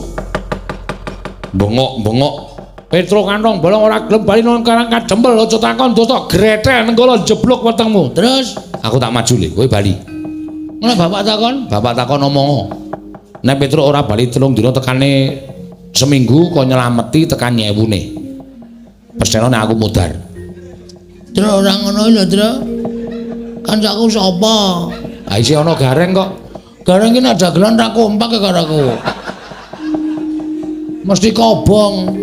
Wis ora, Gong. Aku wis tak niati tenan.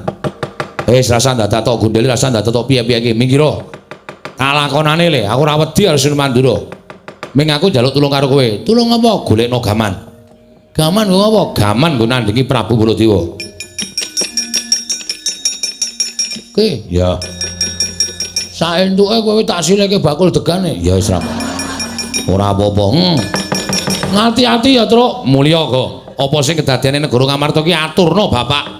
Aku percaya Bapak iso mene pepadang karo aku karo kowe. Ya, ning sing ngati-ati. Ayo, amuk iki Petro kantong bolong garengan.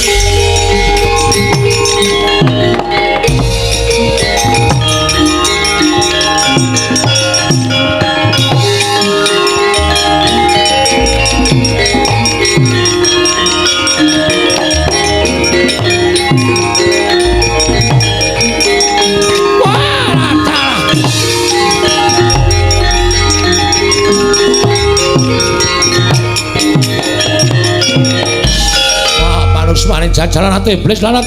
Iki Petro iki. Nggih. Wah, kowe wani karo Prabu Baladewa. Nuwun sewu, mboten kula wantun ing kepepet. Wong niku nek kepepet wis nekat. Monggo nekat niku wis ora ana ukurane. Wong nekat niku karo sapa-sapa ora bakal wedi. Yen ngono kowe wani karo Baladewa, sing tak wedeni apamu?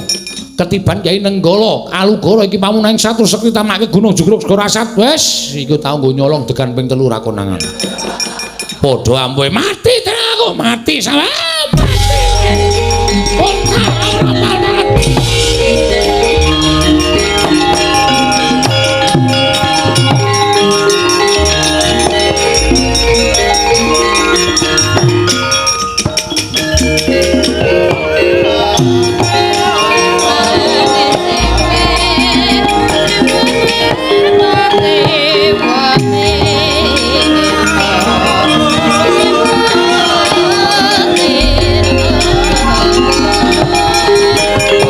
Bapaling karepson satemah kados mekaten laman kedasi nandhang. Menawi ngaten sak menika ngaten kemawon. Kyai Prabu pasrah perkawis menika dhateng Raka ing Ndrawati, kula mboten badhe selak, kula anyagahi.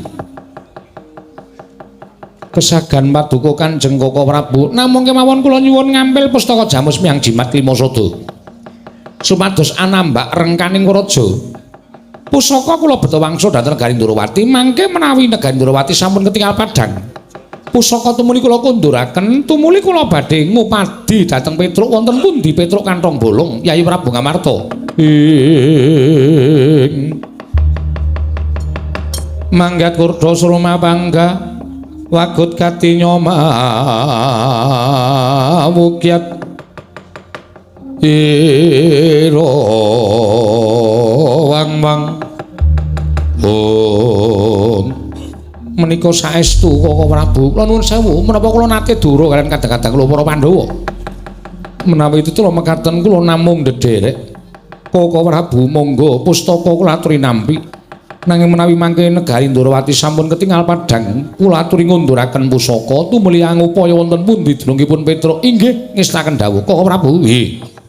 Kula nyuwun pamit rumiyin. Lho, nendi? Wonten Negari Ndrawati. Gosik, lah aku tok tinggal ning Ngamarta iki. Koko Prabu minangka tanggelan, mangke menawi Negari Ndrawati sampun ketingal padhang, tumuli kula wangsul dhateng Negari Ngamarta nganti Koko Prabu kondur. Oh ngono. Inggih, tenan. Inggih saestu. Ya to yen pancen kaya ngono pun Kakang Mungkari manut. Yayi pusaka tumuli kaparingaken, kula nyuwun pamit Koko Prabu. Monggo kula aturi nampi pustaka Jamus Miyang Jimat Kelima Sada Koko Prabu.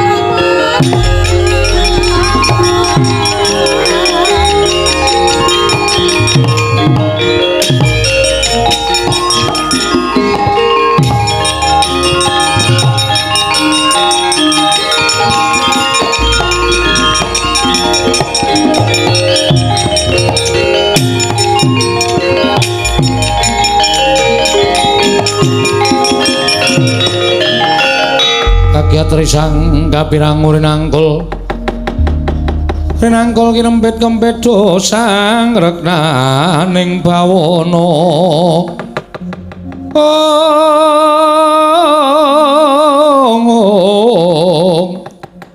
ya si tukang walang ati ya si tukang kutu kering Setyaki wonten timbalan lah kok ora kaya adat sabene barang pun Kakang Prapta negara Ngamarta mongko adat lupi ing wis kelakon mesti entuk panembrama saka kadang-kadangku para Pandhawa lah kok dadi Kyai Prabu Puntadewa Werkudara Janaka sajake kaya kaget penggalihe prapun Kakang Prapta ning negara Ngamarta kok Prabu nggih wonten menapa oh sik aku tak takon apa ana sing keri lho ing ketinggal menapa kok Prabu oh sik to lagi wae kelakon Kyai Prabu Ndrawati iki nggawa pustaka Jamus Lima Sada mboyong pusaka Ngamarta kinarya tumbal wadaling negara Ndrawati lah kok ora nganti tulung kedhaping paningal kok wis bali meneh-meneh Raja Ngamarta iki janjane piye Kresna piye kowe aja kaya ngono kuwi bingung marang penggalipun Kakang Setyaki wonten dawuh candhak saiki nggih paringipun ketok yen to Ngamarta ana Surya kembar tegesipun wis kowe ora usah dadak melu rembugan Yai Aji kula nyuwun mapunten paripaksa kula mboten munjo atur nasa paduka Yai Samyaji Dara sing gedhe pangapuramu ya Dimas pun Kakang ora ndangu lawan sira Yai Werkudara ya mung sing tak dangu adhiku Panengah Si Arjuna merga Wisnu kuwi binelah dadi loro ingkang separo mapan ing Andana Tandrawati ingkang separo momong marang jagating kadang-kadangku Si Arjuna mula Janaka karo Kresna kuwi loro-loro ing katunggal ing ora bakal bisa dipisahake kaya godhong suruh lumah kelawan kurepin dinulurse jero panin grigit tunggal rasane Arjuna wonten dawuh Mara gage sawangen sing nggawa pustaka Jamus Lima Sada kuwi pun Kakang apa dudu nanging aja nganggo netra lahir nanging permana jati netra batin sawangen Kresna aku apa dudu Janaka Koko Prabu ketiwasan Koko Prabu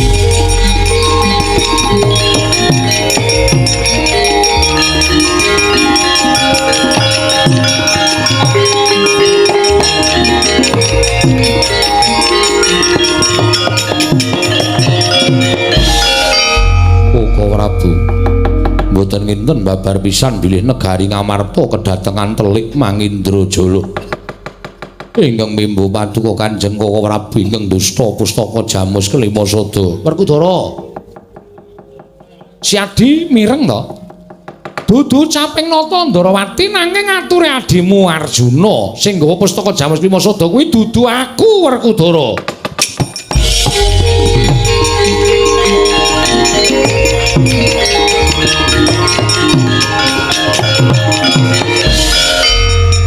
nadyan sing guneman Janaka ngandhake sing boyong pusaka dudu Kresna nanging Werkudara ora nate diapusi karo paningalku apa sing tak sawang kuwi sing kasunyatan sing gawa wujude Kresna bali lan orane ya saka kowe dudu saka wong sapa-sapa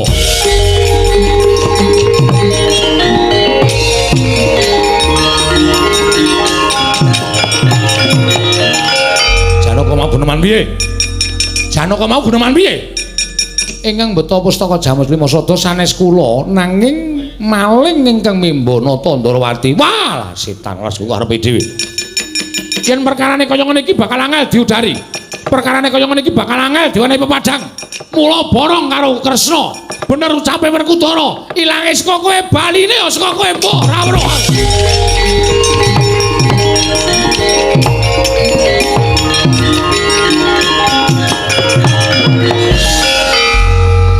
Setyaki wonten dawuh mengkari kowe yo mbok ngunek-unekke aku sisan mboten kok Prabu panjenengan niku sembahan kula Arjuna wonten maring adhawu mula Semar ki aja tok gagapi nganggone panu penggalih lahir nanging nganggo batin ingkang jlimet lan memet merga Semar kuwi samar inggih Semar nangis kuwi durung karuan yen to atine sedih, Semar guyu kuwi durung karuan yen to atine seneng. Mula ora iso digagapi nganggo nalar lumrah inggih.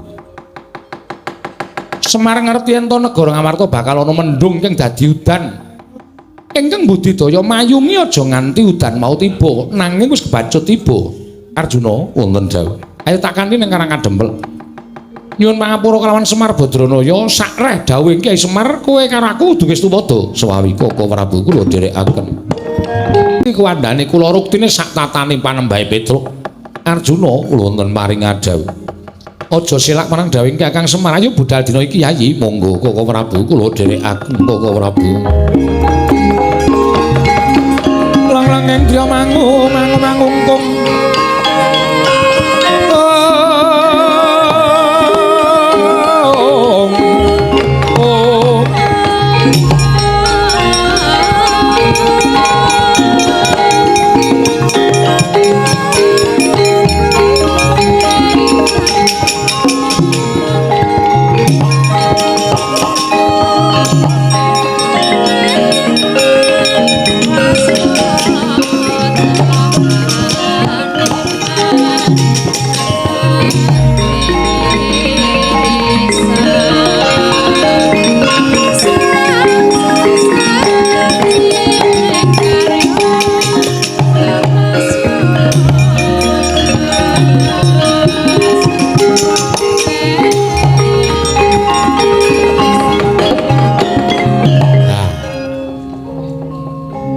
Kaya letek semungah temen aku.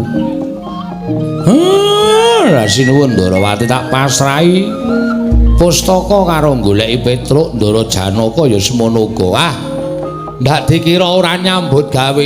Den kula awat-awati Ndara.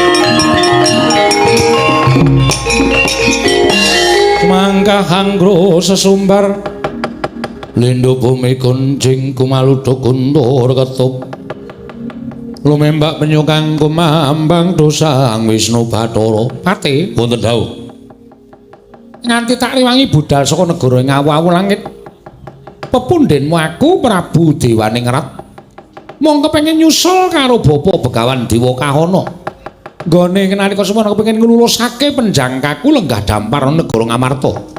Jarene sago gawe srana supaya aku kelakon lenggah dampar negara Ngamarta. Lah kok dadi nganti meh tetaunan nggone jengkar saka negara ing ngawu langit. Durung ana kabar kawusanane. Persasat kaya kenteni Sriming Palwa gabus kumambang ing Sula-Kresna. Nek ora tak susul ning tanah Jawa, mengko mundhak dura pengendikane wong tuaku Begawan Dewa Kahana Pati. Iki sini.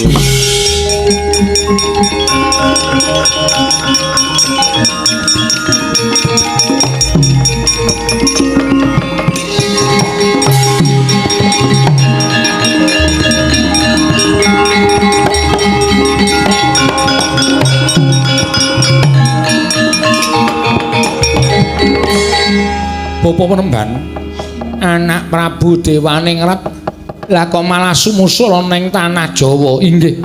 Krana sampun boten saged pinambengan malih kekarepanipun ingkang putra pun Dewaningrat. Anggen kula kepengin ngasta bawat peperintahan negari Ngamarta. Klakon nggih. Lho. Dasaripun menapa Bapak paring dawuh mekaten? Sawangen ingkang tak gembol iki Iki pustaka Jamus Kelima Sada nggonku nglembut ana ing negara Ngamarta sarana Membanata Ndarawati. Saiki ning tanganing Begawan Dewa Kahana ngger dewaning ratu. Alah dalah karepe peremban.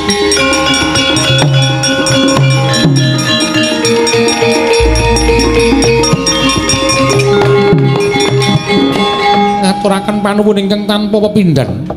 Dene Paduka Peremban sampun nglulusaken pamothaipun ingkang putra pun dewaning rat.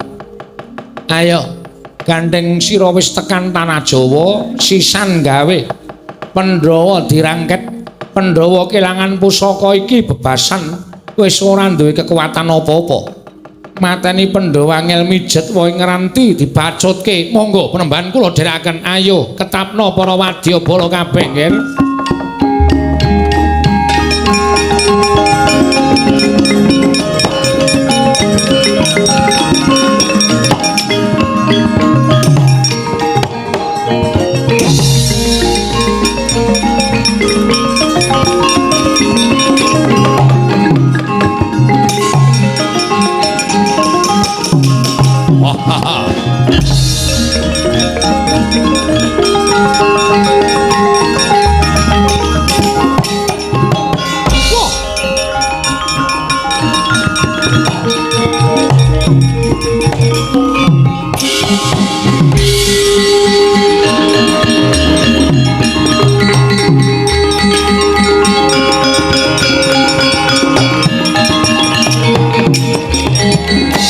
Bumi gonceng langit kelap-kelap waton lerkin sanging risang mawe kandrung sabaran katulo wukir moyak mayik saking dias baliwur ana satya ngadang tedalan kaya ngawawu langit Prabu Dewaning Rat dene nganti para wadyabala segelar papan tresmak bathok mata mlorok ora ndedelok yen kowe takon Janaka negara Ngamarta padha karo sulung mlebu geni wak kecemplung ing wuwu lho nalare iki panengapan Pandhawa Raden Janaka walah dalah sing edan macan keparep yen ngono babar pisan ngibarate kethok wit sing gedhe tak ora tak jujuk deleke tak piprili pange mara cobanan Janaka sam mati dening aku kowe Arjuna.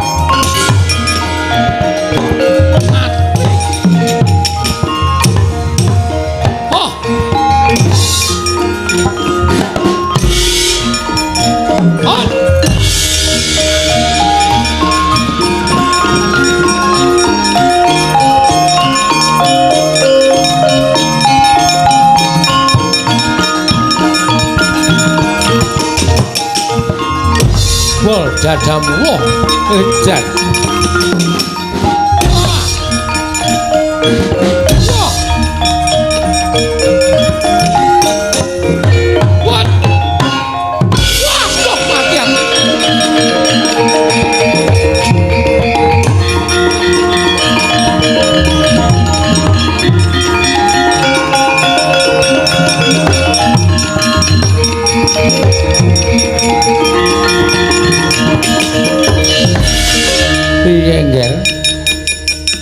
napa ing Maduka dawaken menika nyata menapa mboten Mremban? Lho, lire kowe matur kaya mengkono. Kula pinanggih kalan panengah Pandhawa. Naminipun Janaka. Nah nyatanipun koncatan pustaka Jamus Kelima Sada lah kok tasih digdaya. Sekti kalintang jayaning perang Mremban. Lah dalam mingira tandangane Janaka.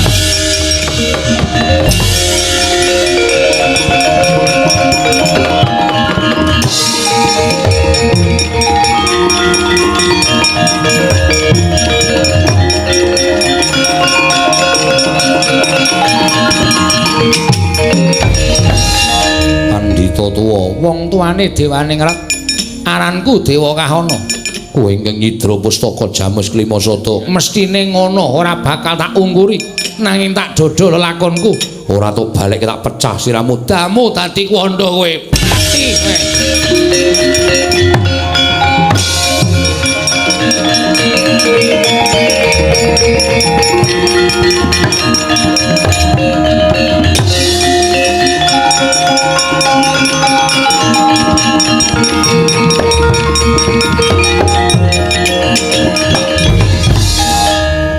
Arjuna eneng apa? Koko Prabu kula sampun pinanggih kaliyan ingkang beta pustaka Jamus Klimasada. Lho, sing nyolong to? Inggih kasinggihan. Sapa Janaka? Naminipun Dewa Kahana Pandhita saking negari ngawu-awu langit. Kok ora mbok rebut, ora mbok jaluk, kula sampun budidaya. Bledug mangampak-ampak mau perangmu to? Inggih, Koko Prabu. Lah dalah. Lah kok mundur? Kula kawun Koko Prabu. Weh lah ora pati nduga mono kaya ngopo.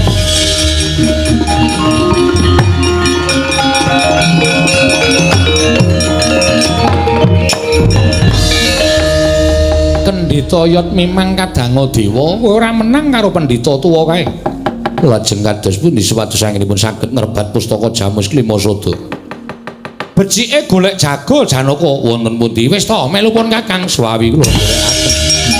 King setampel utar aku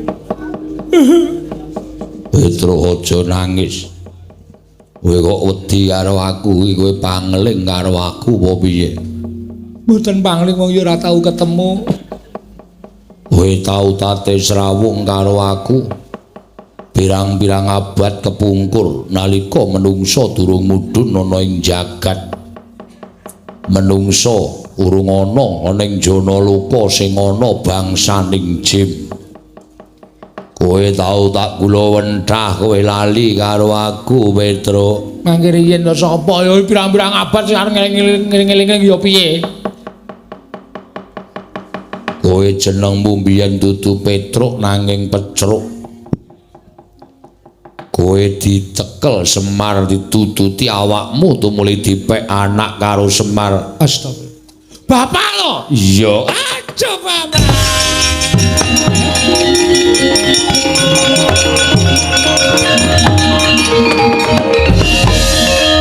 Udah sampean. Iya, Petro. Kok sandangane kok apik-apik? Iya, aku saiki dadi dewa. Weh. Dewa? Iya. Weh lah. Dewa tukang napa? Tukang resik. Karang Kawidodaren. Oh alah Pak Bon kok nglele. Ya ning aku dewa. Nggih, waduh. Lah pripun? Aku ngerti kowe sedih. Sedih kula napa nek pancen kula sampean dewa? Kowe kena nenggala kuntal nang kene. Pustaka Jamus Klimasada ilang ya ora? Nggih. Lambe atimu aku ngerti. Ati kula kepengin pripun? Kowe kepengin nemokke pustaka Jamus Klimasada. Tumuli bali ning ngarepe bapakmu Semar. Mestine ngoten, Petro. Nun. Tengah alas kaya ana sendang jenenge Sendang Malih Warna. Terus kowe nyemplunga sendang aja wujud Petruk, ngene ora wujud Petruk, kowe bakal tak wenehi dalan ketemu karo bapakmu meneh, Petruk.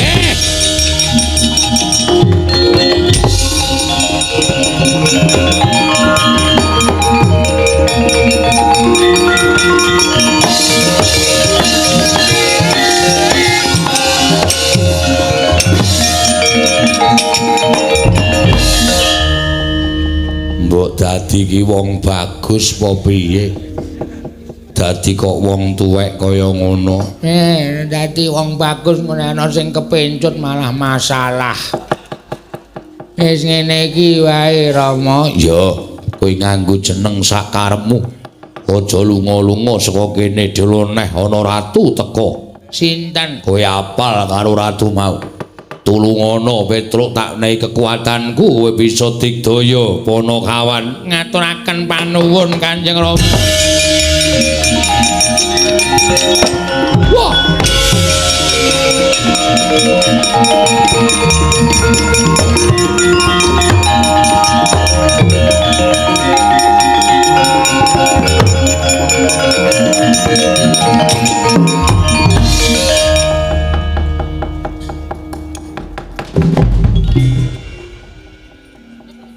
Minggiro. Nggih. Ora usah sok nronjor sikile pincangé kok. Dhisik. Iki si Danar mampir warung ora? Lho, mampir warung apa wong golek jago kok mampir warung? Kowe lah, niki wis wilangan 1 tambah 1. Sama dengan kalih alias ngelih. Ngelih sakaremu mudhar sakaremu. Juragan kok kaya ngene. Ndi sing arep dinut? Kono awan menengo aku tak ndangu karo wong sing ning tengah alas iki. Koko Prabu. Pados jago kok wonten tengahing kono. Kok sik to? Iki sapa iki? Ana wujuding piyai sepuh ngadeg ning tengah alas dhewe. Kowe sapa? Menawi panjenengan ndangu kaliyan kula. Kula pun Demang Pengeluaran. Lho. Janaka punten dawuh jenenge Demang Pengeluaran. Bagongan jenenge Demang Pengeluaran. Wes tekor kuwi. Ora ana pemasukan babar blas. Demang Pengeluaran dasar kepara saestu sinuwun panjenengan sinten Prabu Kresna? Weh lah ta. Ngerti karo aku to? Ngertos. Menawi kalian kula tartuntu mboten ngertos. Ingkang wingking sinten Raden Janaka? Karo aku sing ora ngerti ya, Kang. Mbok menawa Sing irunge kaya plentrong bolam. Jenenge mesti garek. Sing matane kaya ceplok andhok mesti Bagong. ngawur. Lho, sapa? Bambang ora. Pengeluaran wonten dawuh kepasang Yogyakarta inginu dinaku prapta ning mapan kene. Tak sawang najan kowe iki wong lumrah nanging sumunar cahyamu. Inggih. Aku njaluk tulung-tulung ana ya. Perkawisipun perkarane mengko gampang ning sing baku aku duwe pusaka. Arane Pustaka Jamus Lima Sada digawa karo jenenge Dewa Kahana. Mongko wonge ampuh banget. Nek kowe iso ngrebut pusaka mau, kowe tak paringi bebungah. Mboten, kula nglampahi lelabuhan menika mboten ngantu-antu bebingah. Ning bakal tak paringi cobi bebingahipun menapa. Aku kuwi duwe abdi jenenge Petruk. Mati ya reng, mati wis jelas mati. Mengko nek kowe iso mati Dewa Kahana, bojone Petruk peken. Kabeh peken, omahe Petruk peken. Ya jikeri. Ketoke padha-padha ampuhe. Sago ora sagah, lenggah ingkang sekeca sini.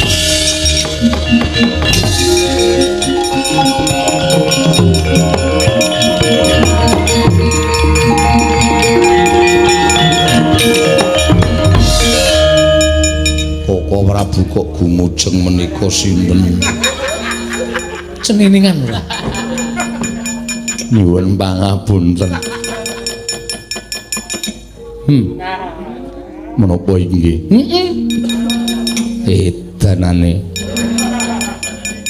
Kok saged wujud kados mekaten. Lah aku ya ora ngerti, mula aku ora mau kandha kaya ngono mau ning nggogroke atine. Nggih. Dados menika niku. Iya kae mau ki. Oh. Iya.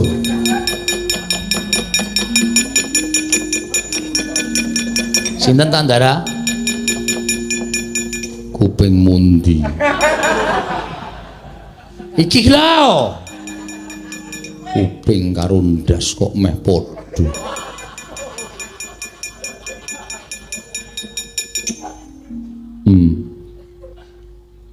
Masar. Wah, mosok kok mosor. Tenane tenan. Weh, setan tenan kok. Jebule kok niku. Hei, arep dikandhani kok balik. Sing tak bisiki bokong. Oh, bokong lanang nggo apa? Hehe, njaluk ngerti ra? Urung. Iki tak kandhani kok malah ngandhani ora. Asline ya tenan kok. Weh, lah kepala didelok ya nek ya.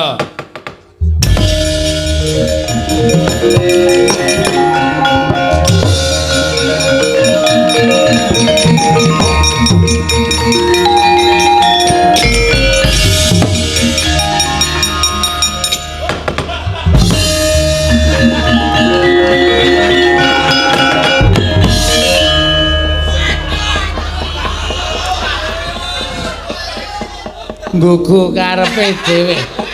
Manus maning cacahatku ing lembut pustaka Jamus Limasada sarana alus. Aku ya luwih alus tinimbang kowe Dewa Kamana.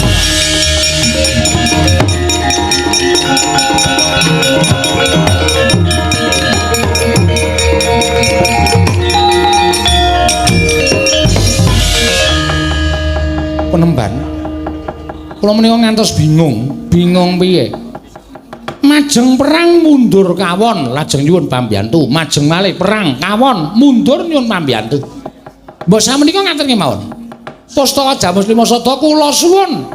Kula kinarya piandel mbingkas para Pandhawa tampanana nggih tampanana.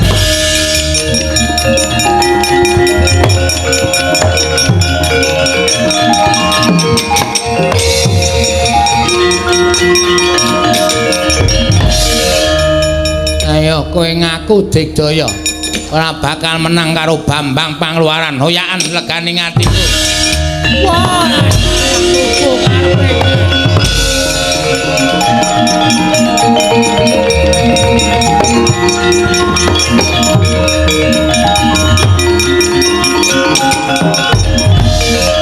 Kuwi lah kok cepet men. Lha niku nek temandang cekat-ceket tok. Iya, tak tampa Bambang Pangluaran tak tampa. Nggih. Ning mbok yo nek labu iki sisan dos pundi? Pendhitane pateni sisan. Oh, nggih, ngestokaken dawuh.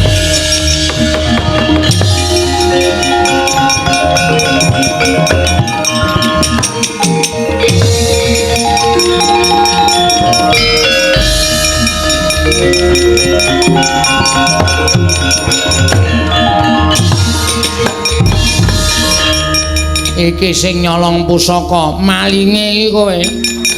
Aku mung ngrebut pusaka sing maling kowe mati dene kaya ajangi.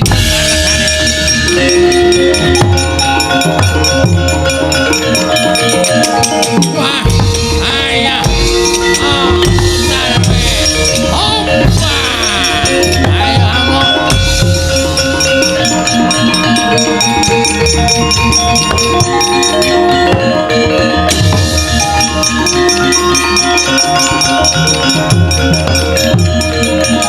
Wah.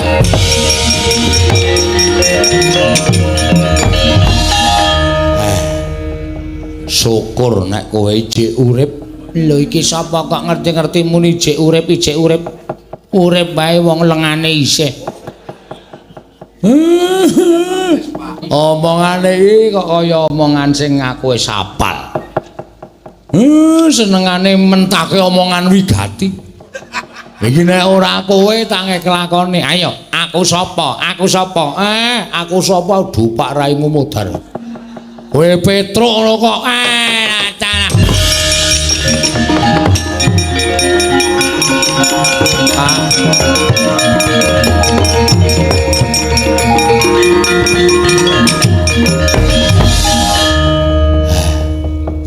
Kowe kena nenggala kok ora apa-apa. Kula ya ora ngerti, Pak. Pustaka Jamus Limasada diasta sinuwun Kresna. Wis bali, empun. Lah kok kowe tiba saka Dirgantara didamu. Kowe gelut bakul trompet. Wah. Enak omong ya. Gelut karo sing nyolong Pustaka Jamus Limasada jenenge Dewa Kahana. Wah. Nandi wonge kaya karo gleleng banget Pak. Minggat trajange dhewe. Wah.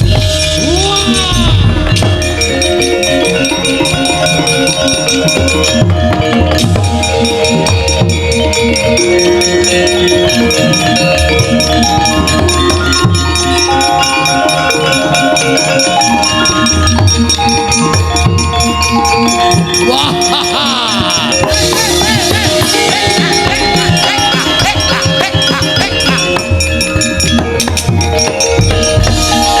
Iki sapa weruh aku kok malah guyu. Terus dingonok-ngonok kowe. Ah, panjen pinter tenan. Lemu golek sandangan endi? Lemu nyewa endi? Oh, apa dumeh cedhak matahari mall. Kowe mau ngidul rono terus tuku, ha? Iki sapa? Ah, ora usah dadak takon-takon. Iki sapa? Aku Semar. Kowe pangling karo aku apa piye? Hop.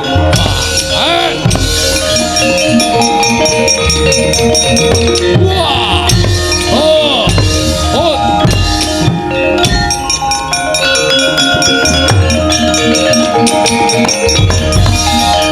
Larak tenan. Nyuwun mangapunten, Kakang. Kula namung kepengin madosaken tedhakipun baju barat. Apa kudu Pandhawa? Bocah Sukerta ki pirang-pirang. Apa kudu Pandhawa? Mboten, nanging pengaremanipun baju barat menika para Pandhawa. Wah, panjen wis setan. Ayo bali. Ayo bali. Wadya balamu jak bali, sing lempoh digendong, sing picak dituntun, sing bisu dijawil. Ganggu gawe pamulangan kene aja takon dosa mungsuhe Semar. Kumbala geni. Nyuwun pamit Kakang, nyuwun pamit.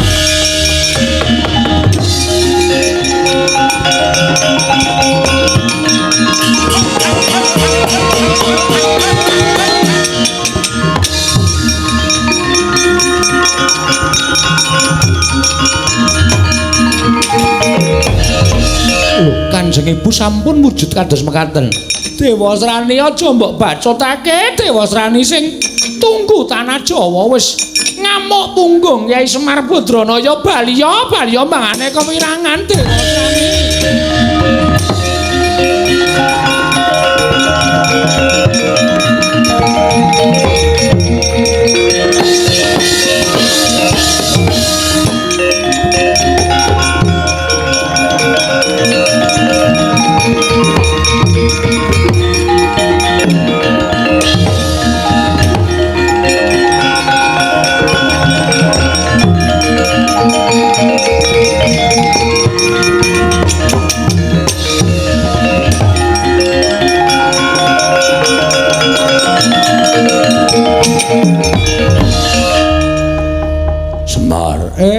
Kula wonten dawuh apa ingkang dadi gayuhanmu Pandhawa bakal njangkung sarta ngestu padha. Iya Kakang Semar semono uga aku bakal rumaja kersaning Kyai Semar. Namung pengin mujudaken kawontenan ingkang tentrem, rukun, manunggal, tetunggalan. Sampun ngantos wonten ingkang wantun misah-misahaken negari Ngamarta. Sabab sampun manunggal dados tunggal. Iya Kyai Semar. Purnaning gati sampun paripurna wit para madilan musananipun. Kula namung mugi-mugi sedaya ingkang lenggah wonten ing mriki pinaringana karaharjan katentreman lan sempulur saged netesaken para pinter ingkang sakmangke saged kinarya cagak tuwaking negari lan sakmangke saged kinarya panutan dhateng sedaya kemawon. Iya Kyai Semar. Sura Sudra Jayengkang Rat Suwa berasut kaping ulah Darmastuti Rahyung Samya Makarya Rahyung Samya Pinanggih sekali merdika tetep merdika Ndara.